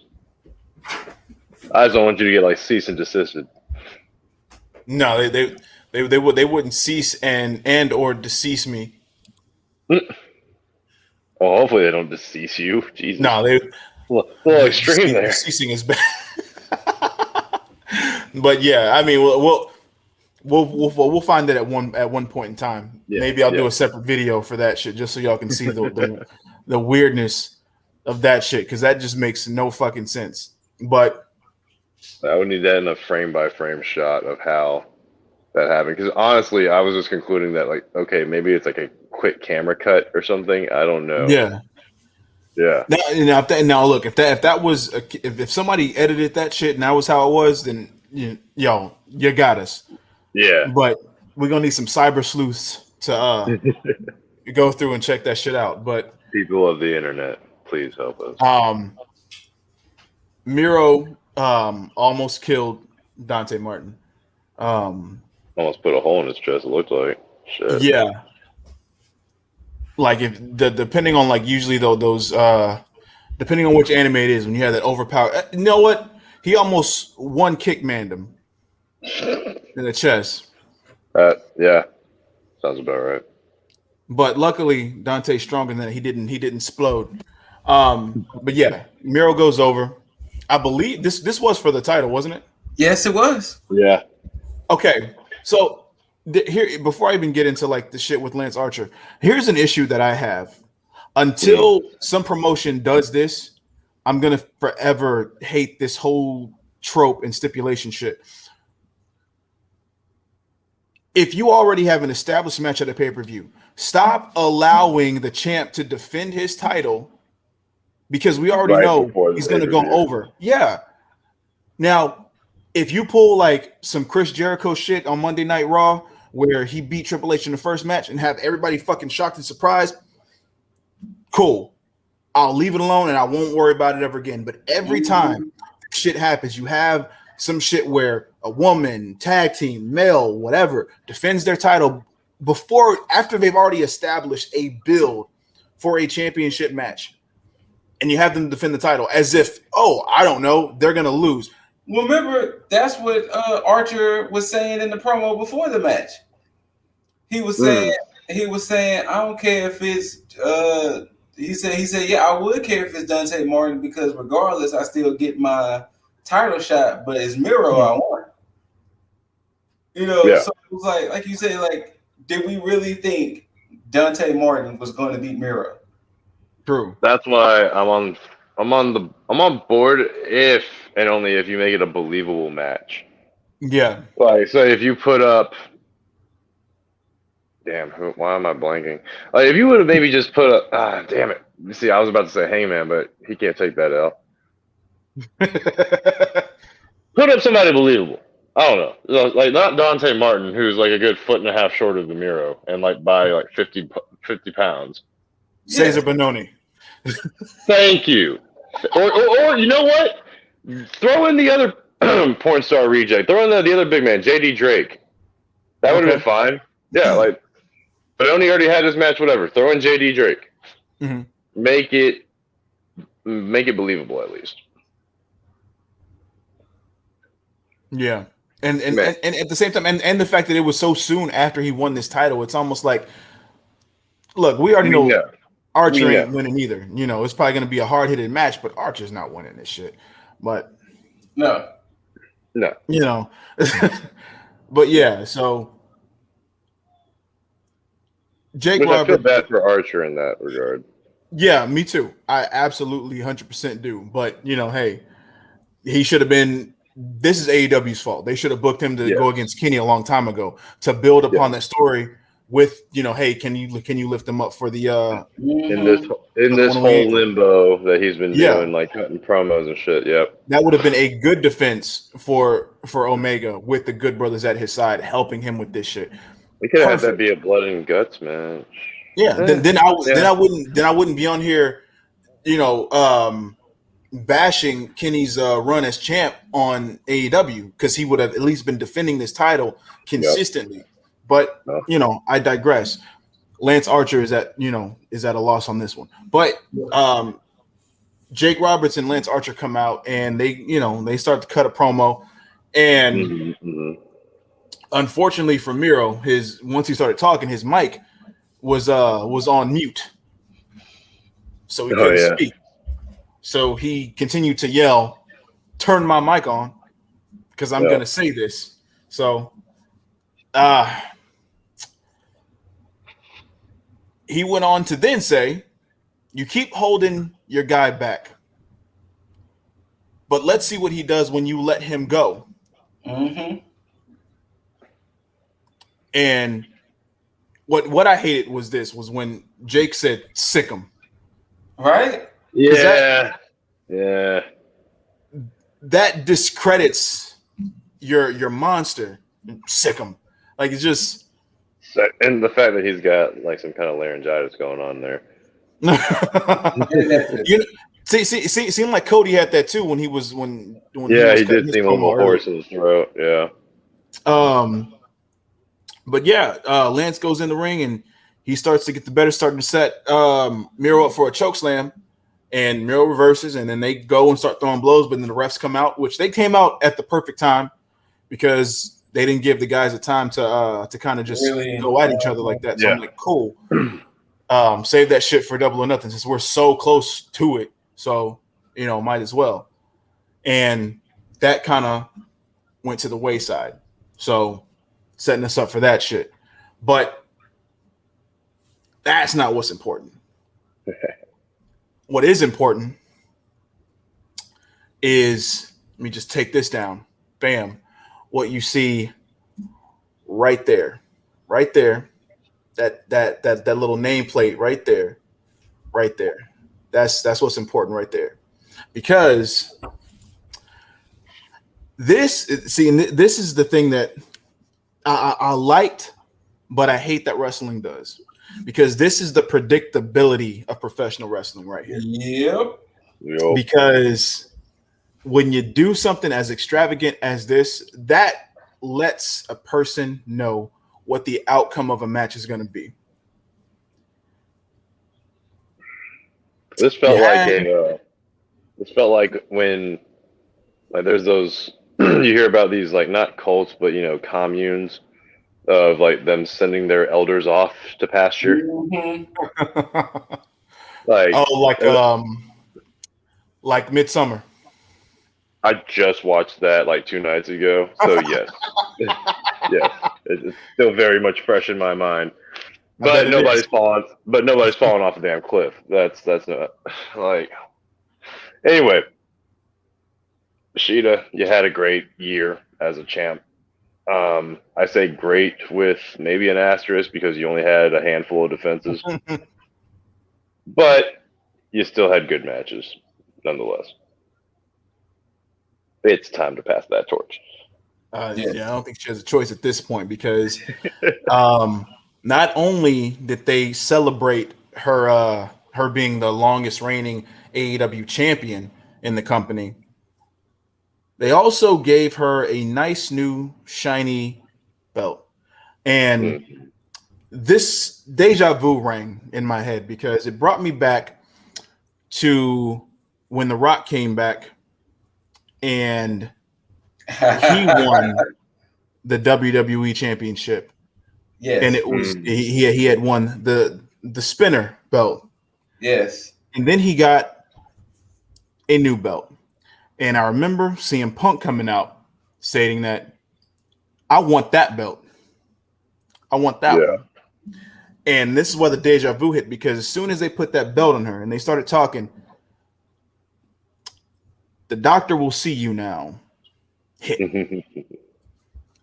And out came everybody's role model, Dr. Britt Baker. D. Exactly. And the first thing that came to my head is, I want that belt. I don't want that other. I want that belt. Because this belt that she got looks very, very nice. Yes. It actually looks like it'll fit most people. Sorry, Rio. No fucking cap. But the only person that could have worn that old belt is Rio. And even sometimes that seemed like it was big for Rio. her. Yeah, right. So fucking seeing Nyla Rose hold up essentially this. That's literally what it was like, because her hand was almost as big as the fucking the fucking plate. The belt itself, or the plate itself, Jesus. Britt came out ready, like she knew, and I love her promo that she stated. She said, I'm not going to take anything away from you. You have done well. You've been a good champ, but I misspoke when I said that I was going to be the face of the women's division. I am going to be the face of a new era. And then she stated, so it was just like someone before me, you had the era of 316, but when I win, it's going to be the era. And this is why I love that fans were in attendance, because then we got a chance to hear it audibly. DMD. If she wasn't supposed to win this match on Sunday, after that, she was definitely going to win. Yes. Yeah. I'm going to say this. Britt Baker had promo of the week. Yeah. She had promo of the week with that one. That was fire. And I said it before. I'm saying it again on this Dynamite recap / Double or Nothing prediction. If she does not win that belt, if Britt Baker does not walk out as champion Sunday night, I am done with the women's division. Plain and simple. I can't blame you for that. I can't, because of the gripes that I've had with Sheeta just on this year alone. It's very hard to disagree with you on that one. So yeah. Hey Sheeta, they got an NWA Women's Championship. If you can always they do. I want to see her take some time off though. I think she should go to Japan and just chill, parlay. Go do some international promotion shit and ambassador shit. Get some more AEW talent. There you go. Somehow bring Maki Ito back. I wouldn't be surprised if they want to so bad. Yeah. They might. Shout out to Ollie Davis. He'll make sure she comes back after he dresses up as Maki Ito. So, Kawaii. But from that awesomeness that was Britt Baker, we go at a bit of a downturn, because then we had Stu Grayson and Evil Uno against Scorpio Sky and Ethan Page. Calling this a downturn? I am, mainly because this match went a lot shorter than I expected it to. Okay, fair.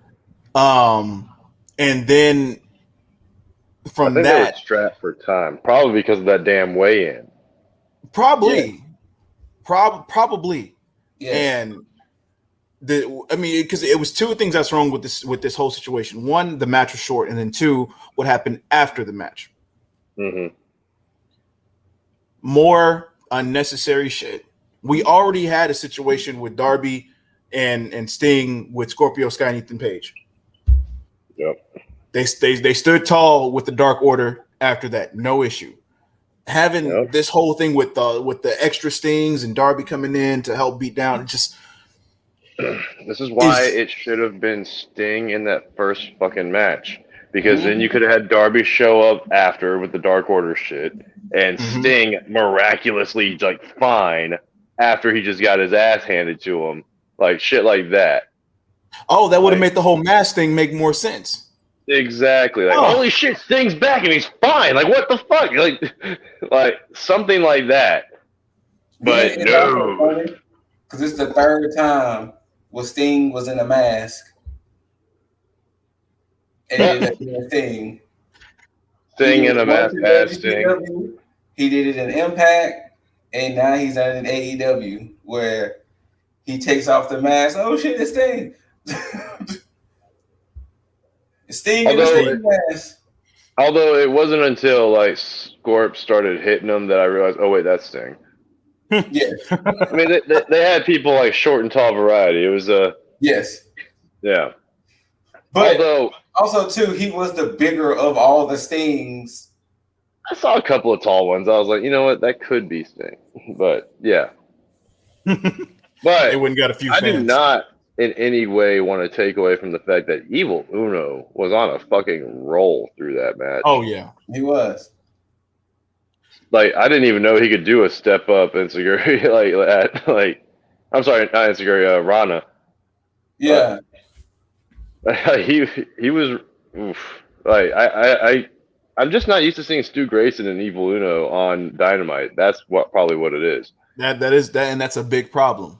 It's a big problem. Big problem. Whoever wins between Mox and the Bucks, Mox Kingston and the Bucks. I'm not going to use the term wild things. I won't.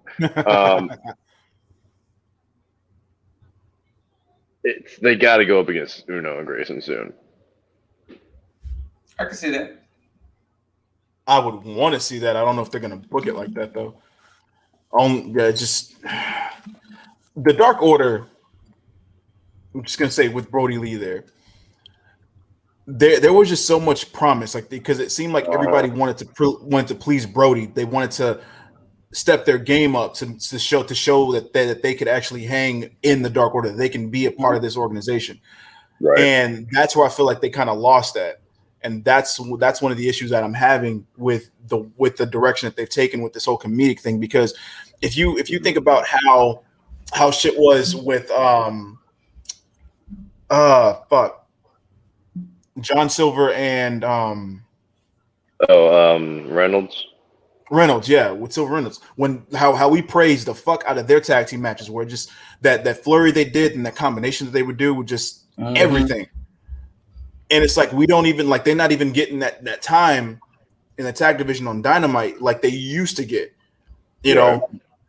And that's why I want that whole Darby Allin thing to happen, because I think that seriousness is what's needed, to where it's like we can give that respect to them of the in-ring shit, because now it's just basically them just coming out and doing run-ins for whoever may need help at that point in time, instead of just getting them inside the fucking ring. Because just like Scoot just said, and it's just the fact that we just don't get it. I mean, with Evil Uno and Stu Grayson not being, because they used to be on Dynamite a lot in the beginning, Weekly. And now they're just there. I think I've seen Evil Uno more so in like a suit and shit rather than in the ring. Right. Yeah. And that's crazy. That's more crazy. So, is it weird that I missed those little like random gremlins or minions that Uno had? Oh, the creepers. Creepers, yeah. Creepers. There we go. Like, when they were coming to make the chair for him. Back. Yeah. I kind of wanted to bring that back. Not gonna lie. I mean, would we get that back though? Probably not. Probably not. But yeah. All right. Can we just get a new head of the snake? That's all I really need. That's all we need. I can agree with that one. I mean, whether it be Darby, whether it be what? Let it be Darby. Whether it be Darby or Hangman or for you know what? Sting. Just so he can stay out of the ring. Bars. Didn't mean for that to rhyme, but yeah. Bars. I mean, it is what it is, man. Until I just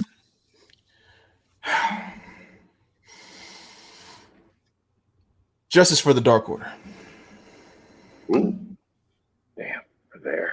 Is this our first AEW Justice? I don't think the women's division counts. So I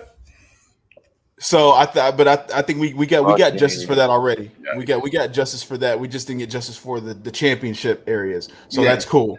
But the women's division as a whole, perfectly fine. They don't need justice for that. But Dark Order at this point, it's not their fault. It's not their fault. I think it's just it's very hard to just book something like that after the events of what happened earlier this year. Yes. So but still, justice for this is an unofficial justice for. I can't just because it's not like that. They're not in the same vein as like Charlotte, Nia Jax, Alexa Bliss. Yeah.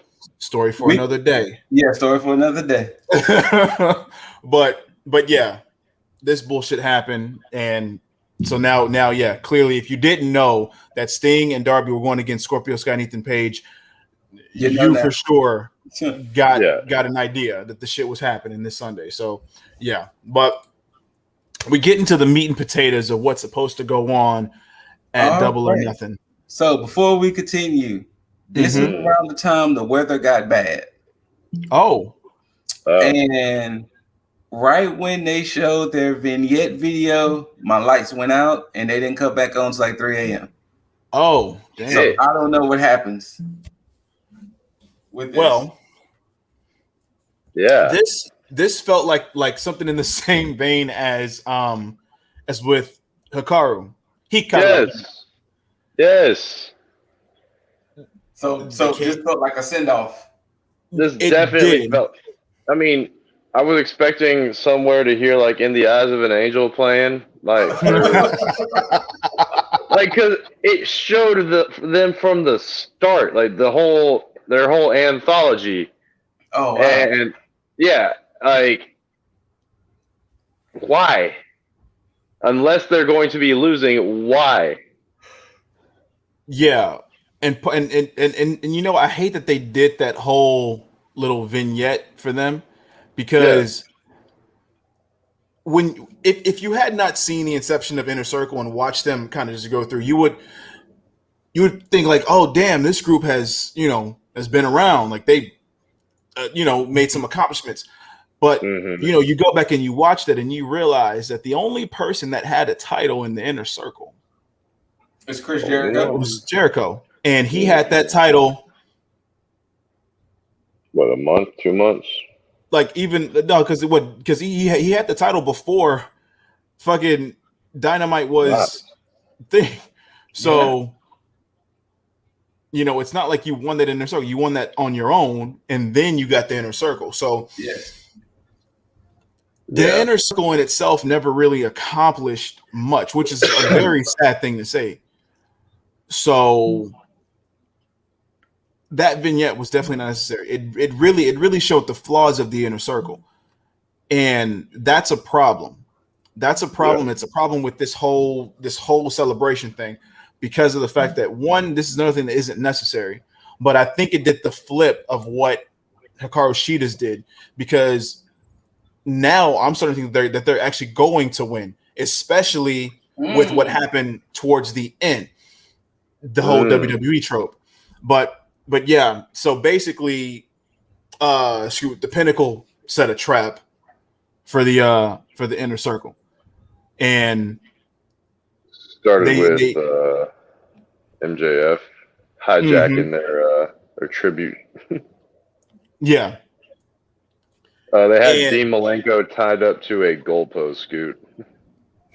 And he said, if you don't want the Iceman to get even colder, you'll come out here and save him. Excuse me? MJF's words, not mine. Wait. Wasn't Bischoff supposed to be a part of this as well? Bischoff was hosting it. He was in ring. Oh, okay. Yeah, everybody was in the ring. But MJF hijacked the feed or whatever and said, hey, look what we got. And before they could even cut back to the Inner Circle, they were already running up the ramp. Yeah. Yeah. Did they make it? Oh, they made it out there, and then they proceeded to get beat down. They got jumped heavily. Yeah. And I think Proud and Powerful got it the worst. Santana and Ortiz got pile driven simultaneously into tables. From high. Yeah, it was an avalanche pile driver onto table. Okay. Tandem. And I love, I don't know if it was Schiavone or JR who said, I don't know what I heard just crack. I don't know if it was the tables or their necks. Oh yeah. That's a good line. Jesus. Hold up. JR these are all simultaneous, by the way. Yeah. So they had Santana Ortiz, and they had MJF had Jericho, Wardlow had Hager, and then Spears had Sammy. And it all lines up perfectly.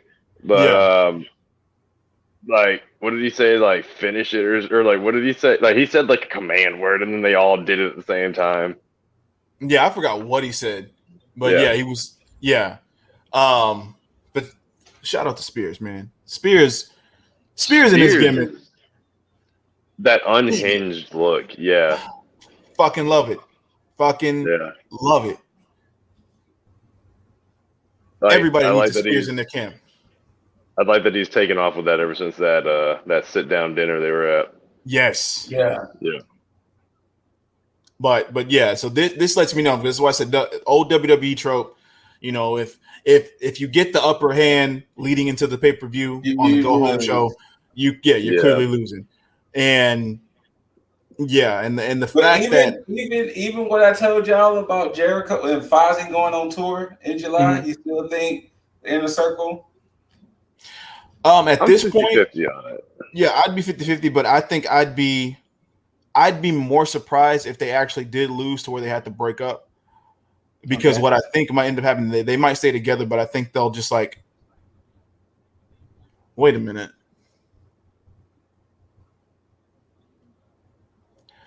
I know it's not AEW's thing, but what if we don't get a winner? What if they just beat the hell out of each other to where everybody just laid out and they can't go on? I'm gonna say this. Stadium Stampede, they could.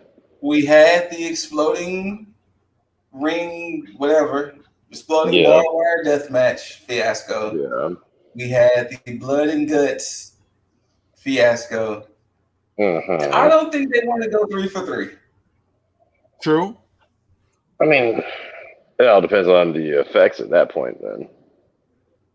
So I think they're going to have a winner. Okay. I'm on the fence I could go either way on this, on who wins. But I guess we could discuss it more in depth whenever we get to the full predictions. I mean, true. I mean, at this point, there's really no point in. So basically, it ended with the Inner Circle. With the Pinnacle being on top. Yes. Oh, as MJF proudly proclaimed. Which, I mean, the whole segment felt rushed. This is why I keep thinking that it keeps going back to that weigh-in, taking way too much time. No, because they were hauling ass up there to get to the ring. I mean to get to the field. Yes, Mr. Iceman was knocked out or whatever, but I mean, I don't know. They didn't even give time to react. They were already running. Yeah. And then right after these pile drivers, like MJF gets everybody together and freaking Tully's hobbling along to get over there and they all do the whole hands in. Yeah. Yes, as long as you're on the Pinnacle, you're always on top. He said that shit loud. Until you look up. But the problem but then right above that Pinnacle. Yeah, because when you look up, you see the Scootical. There you go.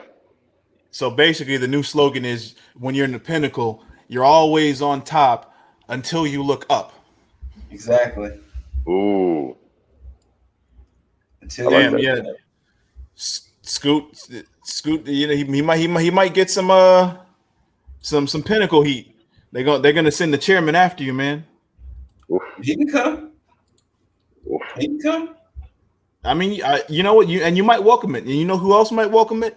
Yeager, because he'll be hoping that Peyton Royce accompanies him. Who's Billy Kay? I ain't giving her back or them back. Not at all. But since we are talking about who's gonna win and who's gonna lose on said event, let's go ahead and get into these goddamn predictions. And first up on the pre-show, so to speak, is going to be a title defense. The buy-in. The buy-in is going to be a title defense for the NWA Women's World Championship against Serena Deeb and Rio. This is interesting. I don't see Rio taking it. You know, I'm gonna second that because I think Riho has been taking too many L's as of late. So you think Rio's gonna win? Yeah. Interesting.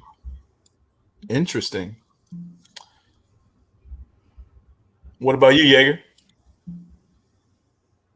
I want to say Deep takes it. I feel like we're gonna see someone else take that belt from Serena. Okay. Possibly Jade. Not sure, but I mean, Riho does like to do the underdog thing, so it's quite possible. But if you're gonna put my predictions up on a board, let's just go ahead and put me on the Serena Deeb category. Although I'm not mad either way. Yeah, I don't have a dog in this fight, so I can't really kind of predict what's going to happen with this one. But I will say where's this: your sense of adventure? Yeah. There's plenty of adventure. Is there just a time and place for that somewhere else? Oh no, it's here. It's here. Okay. And the reason I say this is because it's going to happen one of two ways. Rio would win in a one-up match, no problem. But I feel that judging by the last defense that Serena Deeb had with Red Velvet, if Serena Deeb does in fact win, she's going to solidify herself as a heel. I mean, yeah, Riho is like pretty much as babyface as you can get. That exactly, which is why that would make more sense for her to win using heel tactics to solidify herself as a heel against. I like it. Little Rio. So who you officially going for? Deeb. By judging off of last week. So yeah. So I'm going with DB Deebs on this one. Next up, so and again, people, I'm putting these up here, but I don't know if this is the official order, but we got the matches, so deal with it. Yes. All right. Bucks versus Wild Thing. John Moxley. There needs to be an S at the end of that. I can't let them be Wild Thing. Oh. Like, why are they a thing? It's two people there. It's what was it like? What was that movie? Airheads, The Lone Rangers. Oh no, I was thinking about the movie Wild Thing. Yeah, that too. No. Kind of like how you said the group can't be Wild Thing when it's two. Just like the movie Airheads, they was called the Lone Rangers when it was three of them. And they kept making a reference of that in the movie saying, how are y'all the Lone Rangers when it's three of y'all? How can y'all be wild? That's a very good point. Yeah, you're right. Yeah. That's a very good point. That's like what Baron Corbin having the Knights of the Lone Wolf. Yes. Hey, make it make sense. Anyway. I think we're all universally in agreement on this one. Wild Thing. Wild Things. It would be a Wild Thing. Wait. This caught my attention. Huh. Okay. With the Elite. Yeah. So you think there might be some chicanery going on? Yep, I think there may be some chicanerous deplorables happening. I'm sticking with it because I think with that being the case, they're gonna make it difficult for Mox and Kingston to win. Yes. Yeah. But I think this is going to show how tough Mox and Kingston are. Because just in the same promo that Mox said, I want those belts. I need those belts. Yeah. Mox gonna get those belts. Why wasn't there a promo back? There needed to be like a promo from the Bucks. I agree. That's all we needed. Yeah. I needed a clap back. I needed something to be said so I could be more solidified in my decision. Matter of fact, where were the Bucks? Everybody on the Elite was there except for the Bucks.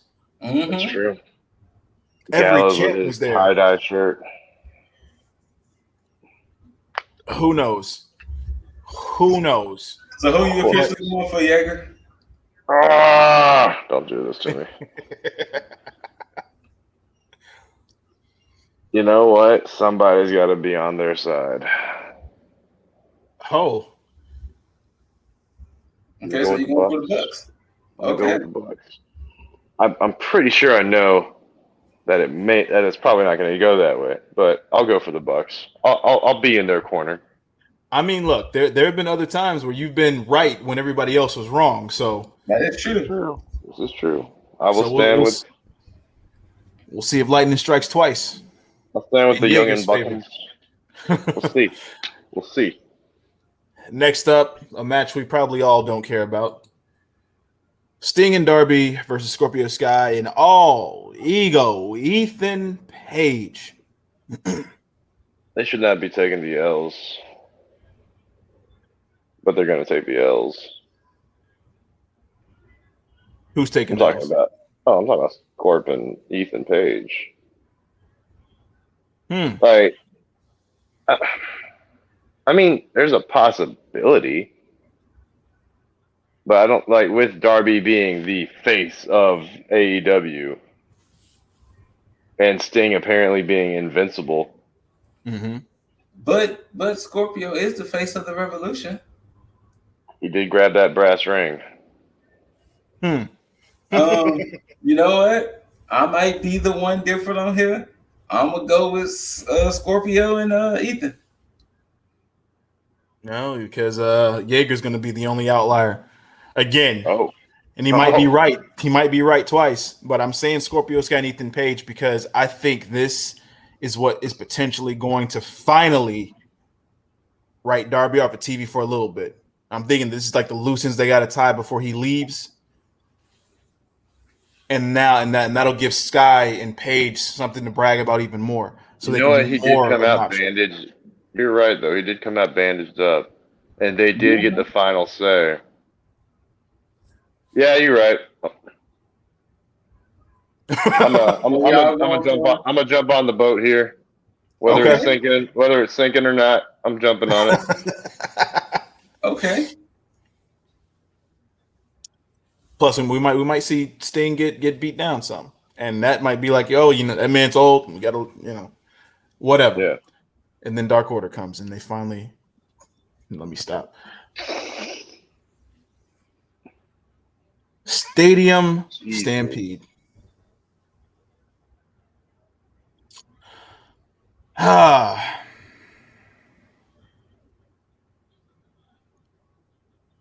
I have to go with my slight gut on this one. I gotta say, Inner Circle's gonna win. Okay. Yeah, I don't know how. Yeah, I don't know what shenanigans are gonna happen, but Inner Circle takes it, and that's mainly just because Ortiz had stated we not losing 2 in a row. Yeah. And see, that's what I hate. I hate the whole Jericho's going on tour. I hate these promos. it really could. Because then I even said the whole thing of the Pinnacle won't be a team by the end of the year. So I just don't know anymore either. But I said what I said before. I'm gonna go with the Pinnacle. Okay.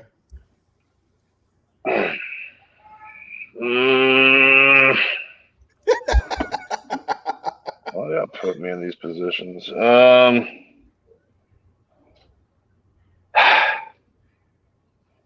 don't want to say I don't care about the winner because I do care one way or another. However, Jericho got some real world applications. We just saw like the most apathetic, send off video without it being a send off video. Mm-hmm. And then they got their asses brutally handed to them. And Jericho's arm is still in a cast. Yes. I don't think it's going to be healed up by tomorrow. I'm going to go with who I'm just going to go with who I want in this one, which is going to be the Pinnacle. Okay. So leave me to be the outlier in this one. That's cool. Yeah. That's cool. And I'll completely accept all faults and wrongness if it is the inner circle that takes that W. Next up, Miro defending his title, the TNT title to be exact, against the Murder Hawk monster, Lance Archer. Miro's taking it. Miro. But I want to see a snake. Huh. Be careful what you wish for. Be careful what you wish for. I'm talking about an actual snake here. Hold on a second. You gotta see Cesar Bononi and the Wingman come out. Like, Nope. Actually, that would be funny. I cut my feed. I cut it. I stopped watching. No, I don't mean like snakes. I mean like with Jake the Snake Roberts coming out with snakes. That'd be kind of funny. Oh, no. I know the snake you meant. I'm talking about the snake this guy meant. This guy. Yeah, no. Watch it. So you say you're gonna cut the feed. They're gonna do you like how Ric Flair did in WCW with that promo he did with Mean Gene in the ring when he brought all his stuff out, saying he was gonna give Bischoff everything. He said you turn them cameras off. When you come back, I'll be naked. Yep. Cut the feed. You know what? Right when you cut the feed, it's gonna like freeze, so it's like you're stuck there in a limbo. Like you can't exit out, and you can't just like just short of like restarting your phone or restarting whatever you're watching it on. Exactly. Yep. Then they're gonna let you get away with it, man. But yeah. You gonna see these snakes. we can get a a big man match. You know the kind of match we're looking for.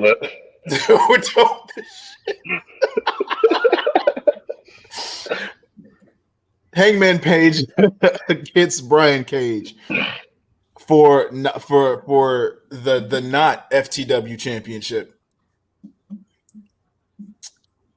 I'm taking Hangman on this one. Yeah, Hangman. It'll be it'll show a good showing by Brian Cage. I think this will probably be a sleeper match. Yeah. I'm predicting Team Taz to attempt to come out. Yeah. Or maybe they do come out and then Christian Cage shows up. And then Ethan Page will come out to jump on Christian Cage. And then on Dynamite, we'll finally get that Cage and Page versus Cage and Page. With a special guest referee, Nick Gage. And special ringside enforcer, Diamond Dallas Page. There we go. Oh, wait. Swap that. DDP as the ref and then Nick Gage as the enforcer.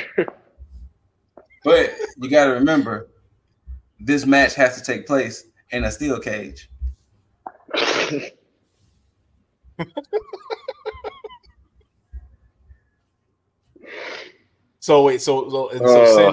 Since she got kicked off of Twitch and she might leave WWE, will somebody be getting accompanied to the ring by Paige? Maybe. Who knows? Only AEW can answer these questions. Only AEW can answer it. But I think we're all in agreement. Hangman taking this. Yes. Yeah. Cool and shit. Probably a face turn for Cage. Yes. Now, next up, Casino Battle Royal. I'm not going to even try to guess this one. There is a lot of irrelevance in this match as far as those who could potentially win, because it's a lot of tag teams in this match. Yeah. If you don't mind, who's all in it? Well, starting with the very first two people who can actually potentially win this, Christian Cage, Powerhouse Hobbs. Okay. Those, I mean, clearly they were on Dynamite, so my vote is for one of them winning. But either way, Matt Seidel, Penta El Zero Mero, Jungle Boy. He showed up on Dynamite. Who did? Penta. Because Pac was getting his ass beat. Oh yeah, he did pop up. Yeah, Penta and Fenix. Yeah. Jungle Boy, Matt Hardy, Mark Quinn, Isaiah Cassidy, The Blade, Evil Uno, Colt Cabana, Boom Boom, Preston Vance, aka 10, Griff Garrison, Brian Pillman Jr., Max Caster, Anthony Bowens, QT Marshall, Nick Camarado, Dustin Rhodes, Lee Johnson, and TBA. Either TBA, Christian, or Hobbs is winning this match. That's where I'm at. Yeah. So since the winner of this is probably irrelevant because they're going to go into a feud with potentially Kenny and probably lose, I think the real question is, who's that question mark in that TBA section? Many people keeps thinking it's going to be Andrade. And I would have believed that. I second that. Yeah? I second that because of his I think his Instagram post maybe last week where it showed him in the gym and he's getting ripped. So he gearing up for some type of in-ring return. Didn't he sign with CMLL for that AAA title or no? I don't know if he signed with anybody yet. You know, but we can easily find out. We can see if he's signed right now. If he's not signed, then yeah, that's a very possible outcome. All I know is that anytime I've tried to predict who the hell is that mystery person, it's someone out of left field. That is also true too. Yeah. What was the last Casino Battle Royale? Was what? Ethan Page? No, Ethan Page was on the Face the Revolution. Oh, there you go. The last Battle Royal wasn't in Matt Seidel. You're right. No. Yeah, he slipped up, but he didn't win that match though. No, he didn't win. Probably because of that slip. Let's see. Right now. Oh. No, I don't think he signed a AAA, but I mean that's the only thing that he has so far. It's AAA. Okay. I'm gonna pick a winner and I'm gonna just say Christian Cage. I'm gonna still throw it up to one of those three. Just because I don't want to predict a winner out of like a 21 person match. So you think Andrade is gonna be the Well, upon hearing that he is now not signed anywhere, yeah, it's a possibility for sure. Mr. Deasley, who you got? Oh, he's reading something. I know, right? That already lost him. Oh, we might have lost him. Yeah.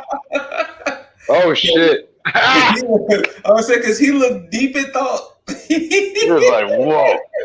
I think that was the most focused I had seen him for a minute. Casino Battle Royal. Oh shit! He looked like he was in thought. He was the man on the stream here. Oh shit! All right, well, until we get Mr. Deasley back, we won't officially get his prediction. But I don't like the fact that it's so much tag teams. I didn't realize it was a tag team heavy. A lot of faction work in there.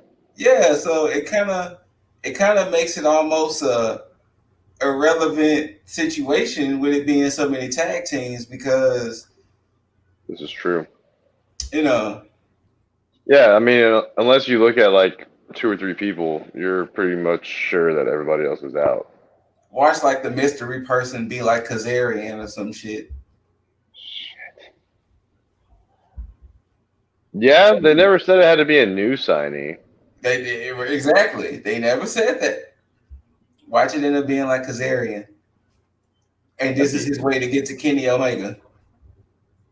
Huh. Instead of showing up during the actual match. Mm-hmm. This is Oh, his way we to did. beat Kenny Omega by winning the Casino Battle Royal. We did briefly talk about how Kazarian could be the monkey wrench in the Bucks match too. That is also true too. Damn, that's really. Especially since they cheated to beat SCU. Yeah. Damn.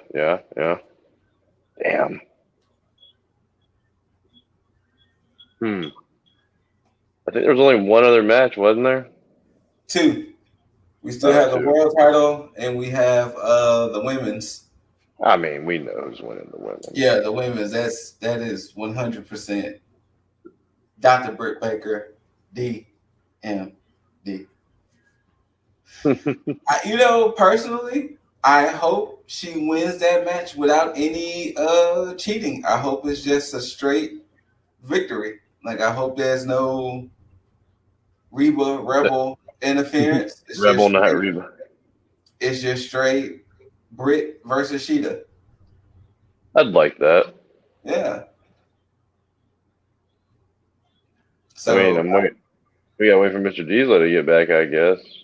Yeah, because he has to give his prediction on it, but I don't know. He was so deep in thought over there, like he was focused. He's like, hold on. He's like, let me get back to y'all real quick.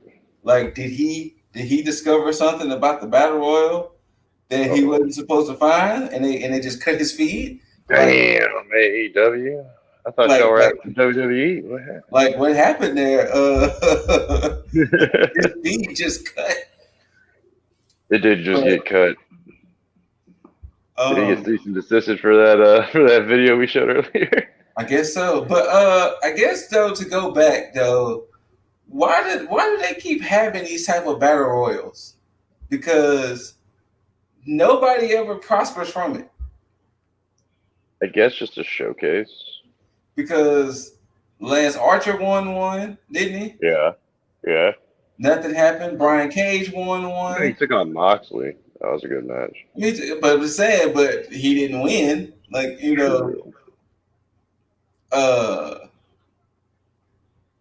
Scorpio Sky got the Revolution brass ring, didn't win. So it's like, I feel like these battle royals are starting to become a little useless to me because the people don't win. They just get a title shot and then lose it. Yeah. I can see if it was kind of like I can see if it was kind of similar, akin to like a Money in the Bank situation, where they can get their title shot anytime they want to, type of thing. But it's just like, hey, you're gonna fight champion on a random Dynamite, and most likely you're gonna lose. So. Yeah, I don't like that they ever take the winners and put them on like a regular Dynamite. At least make it like a special. Like, do it at a Blood and Guts, do it at a Beach Bash, do it at a whatever the hell you want to call it. Yeah. But with all that being said, oh, sorry. Back to the women's championship. Yeah. Hikaru Shida versus Dr. Britt Baker, DMD, women's championship. All three of us are on the same page. Dr. Britt Baker is walking out with that title. Britt got it. I don't question it. And if she doesn't walk out with that title, then we're walking out of the excuse me, we're walking out of the women's division. Yeah, I'm done. I'll be done. And the main event, which would be Kenny Omega versus Orange Cassidy versus Pop for the AEW Heavyweight Championship. Orange is taking the pin, unfortunately. I can see that. So Kenny is walking out champ? Oh, yeah. Kenny's going to be walking out champ regardless. I kind of, for a dark horse, you want Pac? really wouldn't mind Pac. Yeah. He has been killing it so much. He really has. But that's why I feel bad about this. Yeah, I'm pretty sure Kenny is staying champ after this. Kenny has to. Yes, be his belt collector. Kenny has to, be the belt collector for at least a little while longer. Like Yeah. He can't be the belt collector and not be the company he's in's champion. It wouldn't make sense. I don't Like I think think Kenny Kenny's gonna loses. lose his. So I think what's gonna happen personally. Okay. I think he's going to lose the Impact title to Moose. I think he's going to lose that AAA Mega Campeon title to Andrade. And their next pay-per-view, which is an All Out, he would lose. Yeah. He might lose that title to whoever he fights at All Out. You know, I'm thinking that this belt collector thing goes through 2021. Unfortunately. Oh, really? So you think the whole year is gonna? Okay. I think he's gonna have a Moxley style run. I think he's gonna have a long little reign there. Like I don't know if he loses. Did they say that he's just facing Moose for one of them or both of them? Well, the Impact title is both of those belts. It is officially both of those belts. Yeah, it is officially both. Okay. It became both when Moose and Swan fought the unification of it. Oh, okay. Yeah. Just make a fucking belt then. Why is that hard? Anyway, yeah, exactly. Could see him losing to Moose. However, that's two belts. I don't know. Exactly. If he wins against Moose, he does it with help. If he beats Andrade, he can do that solo. But I don't think he's going to beat Andrade. With Andrade making a comeback the way he's trying to, yeah, I don't think he's going to lose. I think somehow Kenny beats Moose. Maybe loses, or probably loses to Andrade. Keeps the AEW title for a minute. Because he's had that AAA title for almost, like 2 years now, right? Feels like it, if it isn't already. So yeah, he's going to have to give up that AAA title soon. He just got that double title from TNA. Exactly. Impact. I guess it'll be the thing of how can he beat Moose? Oh, that'll be simple. You just get the Bucks or the Good Brothers. The Good Brothers, thank you, to help him there, especially Gallows. Somehow the ref gets knocked out, and then they both help out, and they get him up for One Wing Angel. Yeah, kind of like they did to what was that, Archer? Yeah. Yeah. How they assisted him to get him to do the One Wing One. Yeah, so I can see that. I could see that. That they beat him up, and then Don Callis does his Don Callis bullshit, and boom. Yeah. Now that I think about it, I don't think Kenny has a submission move. They could invent a new move for Kenny for his workaround on Moose. They could. I don't see Moose tapping out to Kenny, though. Unless Kenny hits him with a shitload of V-triggers. That's also a thing. Like, unless he just hits him with such an ungodly amount of V-triggers to where it has no choice but to put Moose down. But yeah, I can see the whole. Or I wouldn't be surprised if once again Don Callis, this match is a no disqualification, anything goes. Oh, pulled that out of nowhere. Yeah. Yeah, and that way that definitely give Gallows and Anderson the green light to definitely interfere. True. So, but like you said too, it would be an interesting thing to see the belt collector thing continue for the rest of the year. I just can't. If I can't see him losing it yet. Yeah, because he just won it, December? So yeah, and they've been kind of giving their world champions a nice little reign. So yeah, I just don't, especially with the Impact title. Yeah, if he loses, who's he facing first? Moose. Well, technically, it's this triple threat match, but yes, it's Moose next month. No, sorry, not next month. Technically, it's Moose in July. Then it's Andrade in August, and usually All Out is in September, right? Yes. Yeah, so he will have 3 title matches in a row. Damn. If he loses to Moose, he beats Andrade. If he beats Moose, he probably loses to Andrade.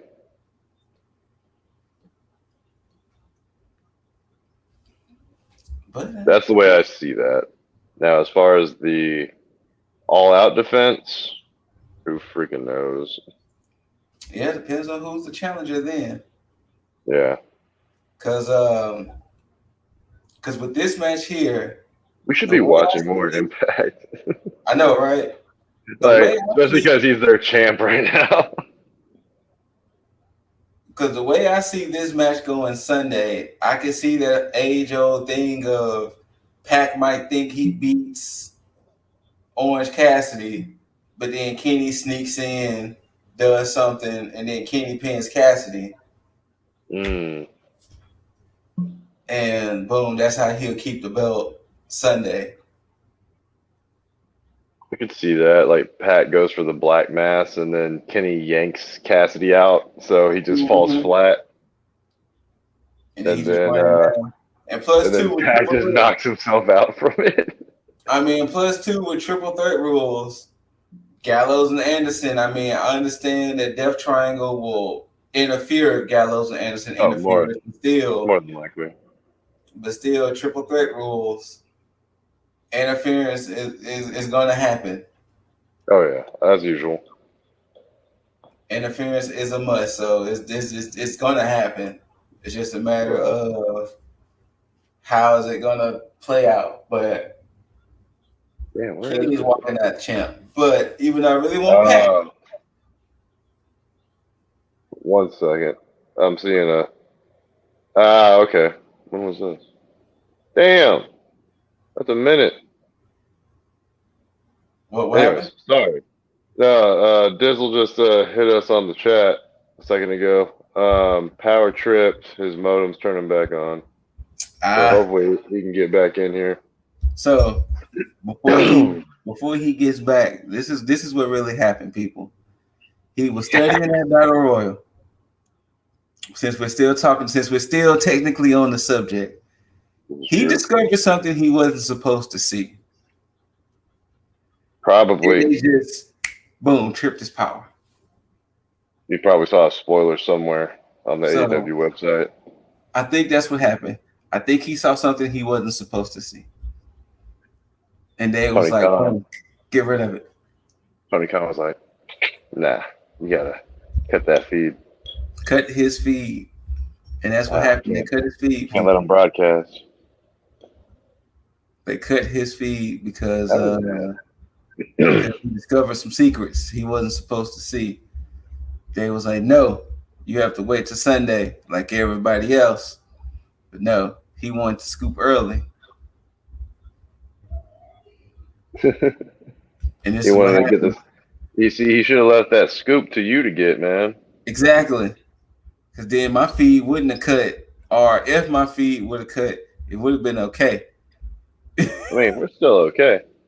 Oh, no, we're still okay because we're still on the recording. So, we just basically going to just hijack the show until he shows up. And then, which is kind of funny because we went through the rest of predictions ourselves. So, it'll just be getting his own opinions and what he thinks. But yeah, so.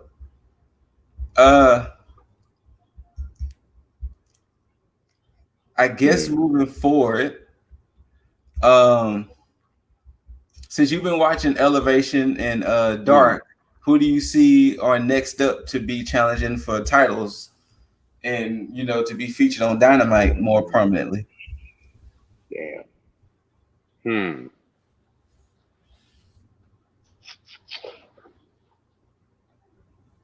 factory is starting to, I don't know, gain some traction, I guess, but I don't see them really getting out of Elevation for a minute. Yeah, Elevation's that like in between stage between like of Dark and Dynamite. Mm-hmm. I was kind of smirking that I was a little right on that one. Yeah, but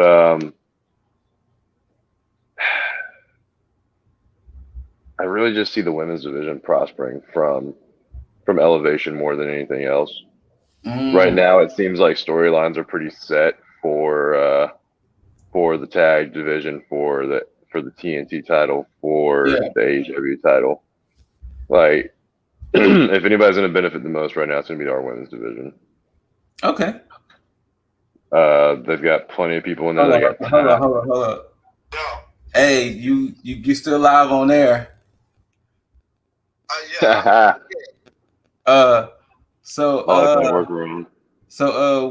We said that you probably found something out in that battle royal, and they just cut your feed that you wasn't supposed to find. Yeah. You know what? Blame Xfinity. Damn. Blame Xfinity. What happened was, I guess you're right. Maybe I did see who was supposed to be the TBA question mark, and they were like, nope, you can't have that on air. So Xfinity was like, nah, cut that shit right now. They didn't take into account that the shit would still be rolling and y'all two would be taking over. Yeah. So I tried to let myself back in through my phone, and it said no. The host has to add you back, and I can't add myself back if I'm not able to do that shit. So I heard that. Hold on. Yeah. Very interesting. But since they don't want me to be great, I can go ahead and give my kind of predictions on what I thought would possibly happen. Okay. Cody Rhodes and a go-go. Oh yeah, we forgot about that match too. Yeah, we forgot about Cody and a go-go. We sat here and talked about the rest of the show and forgot about Cody and a go-go. I mean, it's easy to forget about a pretty forgettable match. Yeah, I want a go-go to go-go is going to be the one to take that. I want a go-go to win. Cody has no reason. Yeah. Like we're really cheering against the American Dream, right? Yes, because the American Dream is for those who are from a foreign land to come in. They come to achieve the American Dream. So, in order for a go-go to go over and become something in AEW, he has to overcome what is known as the American Dream and the embodiment of one Cody Rhodes. Ooh, makes sense. I like that. Makes sense. What else? Oh, wait, we got. Did you have your final prediction for the Casino Battle Royal? I'm going with Hobbs on that one. Hobbs, okay. Okay. I say Christian or TBD. Well, Hikaru and Britt Baker. Yeager, you got to go with DMD. Yeah, we all said Yeager and I said that. We said DMD hands down. For sure. Yeah, that's no question. And of course, for the main event, the triple threat, that goes without saying. It's going to be Omega. I would be surprised if Omega lost. I think that would probably be the shock of the year for me because I would have not expected it. But yeah, it'll be a good showing for Cassidy and Pac, but Omega is ultimately winning it, and it's probably going to be due to a shitload of shenanigans. We was kind of hinting at that it was going to be some shenanigans. Yeah. I mean, you got factions in each camp. You got Death Triangle, you have Best Friends, and you have the Elite. Yes. Everybody's getting involved. Everybody. What we were throwing out as teasing around Dizzle is that What happens after this match with Kenny? Like, where do we go with him and Moose? Where do we go with him and Andrade? Are we predicting what are we predicting on those wins and losses columns? Well, I think that's why I believe Andrade is going to be that TBA. Okay. Because I think he's going to play a factor in all this.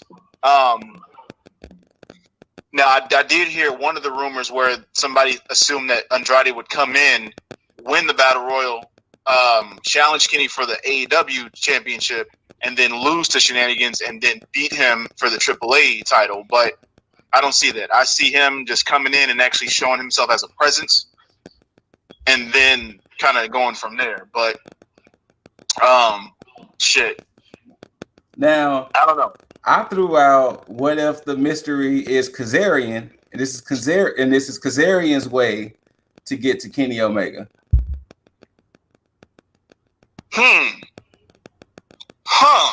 Yeah. Interesting. Because if he does, like I said, with the whole Mox and Kingston match, and he actually fucks over the Bucks,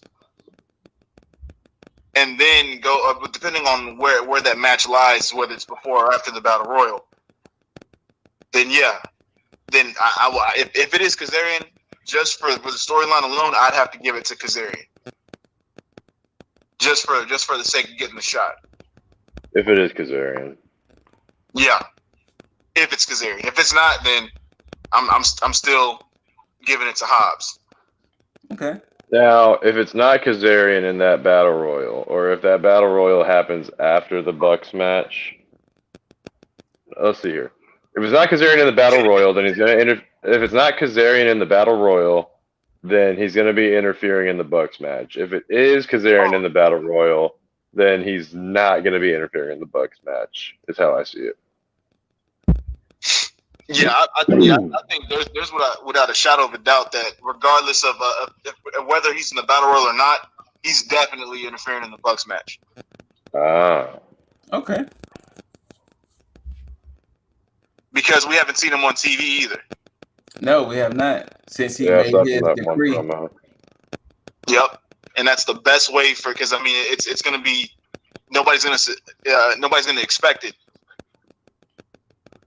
Yeah. And then the fans are going to pop for that shit too. So, yeah. Well, with that being said, let's throw this out. You said there's going to be a bunch of shenanigans in that main event. What if Kazarian is the reason why Kenny Omega loses the title? Too many factors in Kenny's court, though. True. That is also true too. Like, I assume that the Bucks match is going to be a shock. Yeah. It would be a shock, but here's the thing, and I'm gonna harp back on what Yeager said a long time ago. I would hope that AEW doesn't do their same old storyline shenanigans where they're trying to blow their load on shit, because I feel if he did that, it would be way too soon. I think you need to work your way up to Kenny. So you start chipping at the Bucks, and then start fucking with the Elite here and there, and then you get your shot at Kenny to where he loses for the AEW championship, and then he actually ends up costing Kenny down the line. So okay. You're talking about doing it like the Mafia game style? Work your way up the ladder? Yeah. I like it. I dig it. So, yeah, other than that, I don't see anything else happening any other way. But I think with all the shenanigans that goes on, with all the factions in the main event, Kenny's just gonna pull it out and just find a way to just fucking weasel his way to a win. Okay. All right. Well, hey, peeps out there, you got our double or nothing predictions. We'll see what happens Sunday, tomorrow night. Once again, the main man, he found out too much and got his feet cut. Wait a minute. So hold on. So does this like if we leave this, does the feed actually stop or does it just remain live for all an eternity? No, well, hey, we're gonna find out. Yeah. No. Yeah. This is about to be interesting. We're gonna have an endless episode. Well, with that being said, we'll do it differently. Jaeger, any final thoughts going into Double or Nothing? Well, I think we all got them out of our system.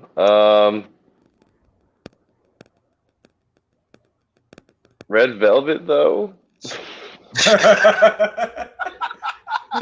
Forgot to call that out earlier during the weigh-in. That was like the only thing I was really paying attention to. But yeah. Mr. Dizzle, any final thoughts going into Double or Nothing? Yeah. AEW. Make Sting and Darby lose. I look, Darby, awesome, always. Sting, love the legend, but they need to come off of TV for a little bit so they can join the Dark Order and reinvent the Dark Order. Miro needs to fucking like come out this looking like an even bigger Murder Hawk monster. Period. Okay. AEW, do some shit with that FTW championship. Simple as that. Yeah. Simple as that. Don't make any match that doesn't need to have too much time, i.e. Cody Rhodes and Anthony Ogogo. Come on now, you know that match about to be at least like 20 minutes. Yeah, I know. You know that Cody has to get his blade job in. Come on. Yeah. You know I don't know how he's gonna do that without like Ogogo maybe hiding like a brass knucks in his boxing gloves. I don't know. He's probably gonna be spitting up blood. There you go. Oh, you're trying to guess what way Cody's gonna bleed. Mm-hmm. Yeah. Big one. AEW, do not fuck up the Stadium Stampede match. Yeah. I know it's difficult. But I need y'all not to do that. Make that shit end on a fantastic note. And we're back. Hey! They didn't want me to be great. You see that? Look. Hey! We got him back, peeps. I wasn't happy. I wasn't happy with how they did me. No. That's what happens when you dig around. You know, they discover stuff shit they shouldn't have, yeah. Right. But yeah, I mean, hey, look, see, now I get to leave on a good note. We just mixed that night, that nice little part where I could have been in here. I'm not sure. I don't know if I froze up or if my screen just went away. It showed you like looking at your screen. It looked like you were so deep in thought. Like you looked like whatever you was looking at was serious. Because Jaeger called it out, and you looked like you was serious. Huh. Well. Oh, cool. My final prediction and final thoughts: Dr. Brick Breaker, DMD. That's Well, I mean, it technically is right there. Oh, look, yo, Scoot killing it with these damn aliases. Yeah. So hey, you gotta make it interesting, so that way when the peeps see it and they realize this is something that I've been doing since we've been live, you know. Since we actually been doing video, they could be like, "Oh, the continuity that this man is a different alias every time." Like I said, they're gonna start taking polls and bets to like, when is he gonna run out of names to use? Never. Unless wrestling about to stop today, never. The show is based on current events. It's gonna keep going rolling. True enough. Well, yeah. Well, since we went through that whole spill, Scoot, let these mother effers know where they can find you. At the Scouticle, baby. That's where you can find me. No binoculars, no telescopes, or anything can see that high up where I'm at. But that's where you can find me. Oof. Past the that's heavens. Where you can find me. But I guess you can find me on IG, Twitch, TikTok, YouTube at the ScooterRay. But usually, see how my arm is not in the frame? That's just how high up I am. To let people know. So high it's out of frame. So of the high universe.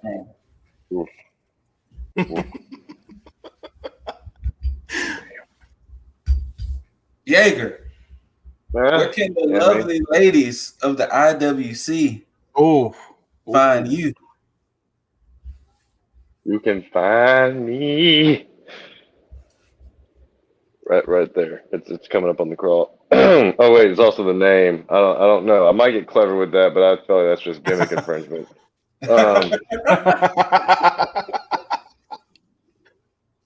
The TikToks, the Instagrams, the Twitters, the Xboxes, the PlayStations, everything gets an S at the end of it. Even the Reddits. Actually, the Reddits don't have a Jaeger Bombastic. I need to fix that. But I shouldn't give out my Reddit name. Who the hell does that? And you know, if you hit me with some boring shit, you can expect me to be looking like Loki over there, just sleeping on you. But if you come at me with some cool shit, then I'll entertain. But if this person here just sends you to the hospital because or maybe some malpractice because you came at him with some smoke, I think there's really only one person that can really help you in that case to make you feel better, to make you feel good about yourself again, and that'd be. You're looking around for him, but it's yeah. Oh shit. Yeah. I guess he's right. The Lord himself. The Mr. Prince of Positivity. Ooh. That is a moniker that I think the purveyor. I like that. I may have to start using that. That's getting up there. But yeah, if you need some inspiration from the now pronounced purveyor of positivity, you can find that shit at Lifestyle One Up. All of your podcast platforms that you want to listen to this shit on, go for it. Just search it. I'm Googleable. Google it. Yeah. Googleable. But outside of all that shit, that's later. That's if you really need to go look for that positivity. But if you want to shoot the shit, if you want to just have fun, send me some funny shit, whatever. It's right. Wait, let me, because y'all get that shit right so well. I don't. It's on this side. Yeah, right here. This shit. There you go. Bam. There you go. It's at the Lip Deasley on your IG, on your Twitches, on your Twitters, on your TikToks, all that good shit. Soon there will be a tag IG, and you'll be able to check out all that shit on there as well. So and then you will never know who will be responding to you up until we respond to you. Oh no! You'll know it's me. Oh, you'll know because look. You will know. Scoot has the social media stuff on lock. You will know it's me responding to you. He will get to you faster than Xfinity and AEW got to me when they cut my feed. So the spice will be there. You will know it's me. Yeah. And you're with the spice rack. Trust. you know when that tag IG pops up, I'm gonna most likely move the Scoot breaks to there, so that way it can be shared on there. But then the gentleman down at the bottom, Mondays and Tuesdays, he gives you the elevation evaluation and Jaeger After Dark. Definitely got to check out those on the tube. I'm thinking about making After Dark like an 18 and up. Don't know how yet. figure it out. I'm not gonna do some Peter Avalon shit, but we'll figure it out. Are you trying to be the newest member of the Wingman? Not at all. I do not have that porn star look. Or at least he's waxed, and ready for a hot boy summer. First of all, there is no waxing there at all. Hey, you know what? We usually do this with Lip Dizzle, but I saw you on TikTok showing off your abs and everything. Shit. You might be trying to look for a hot boy summer there, Jaeger. Look. Hold on a second. I gotta go to the book. Look, the only hot boy summer I'm trying to have is like Joey Janela's, and if I remember that correctly, he said, "What was this? I don't want a hot boy summer. I want a bad boy summer." I'm talking skinny marks. I'm talking tanning on the beach, and I'm talking about beautiful women sucking on my nips. Fuck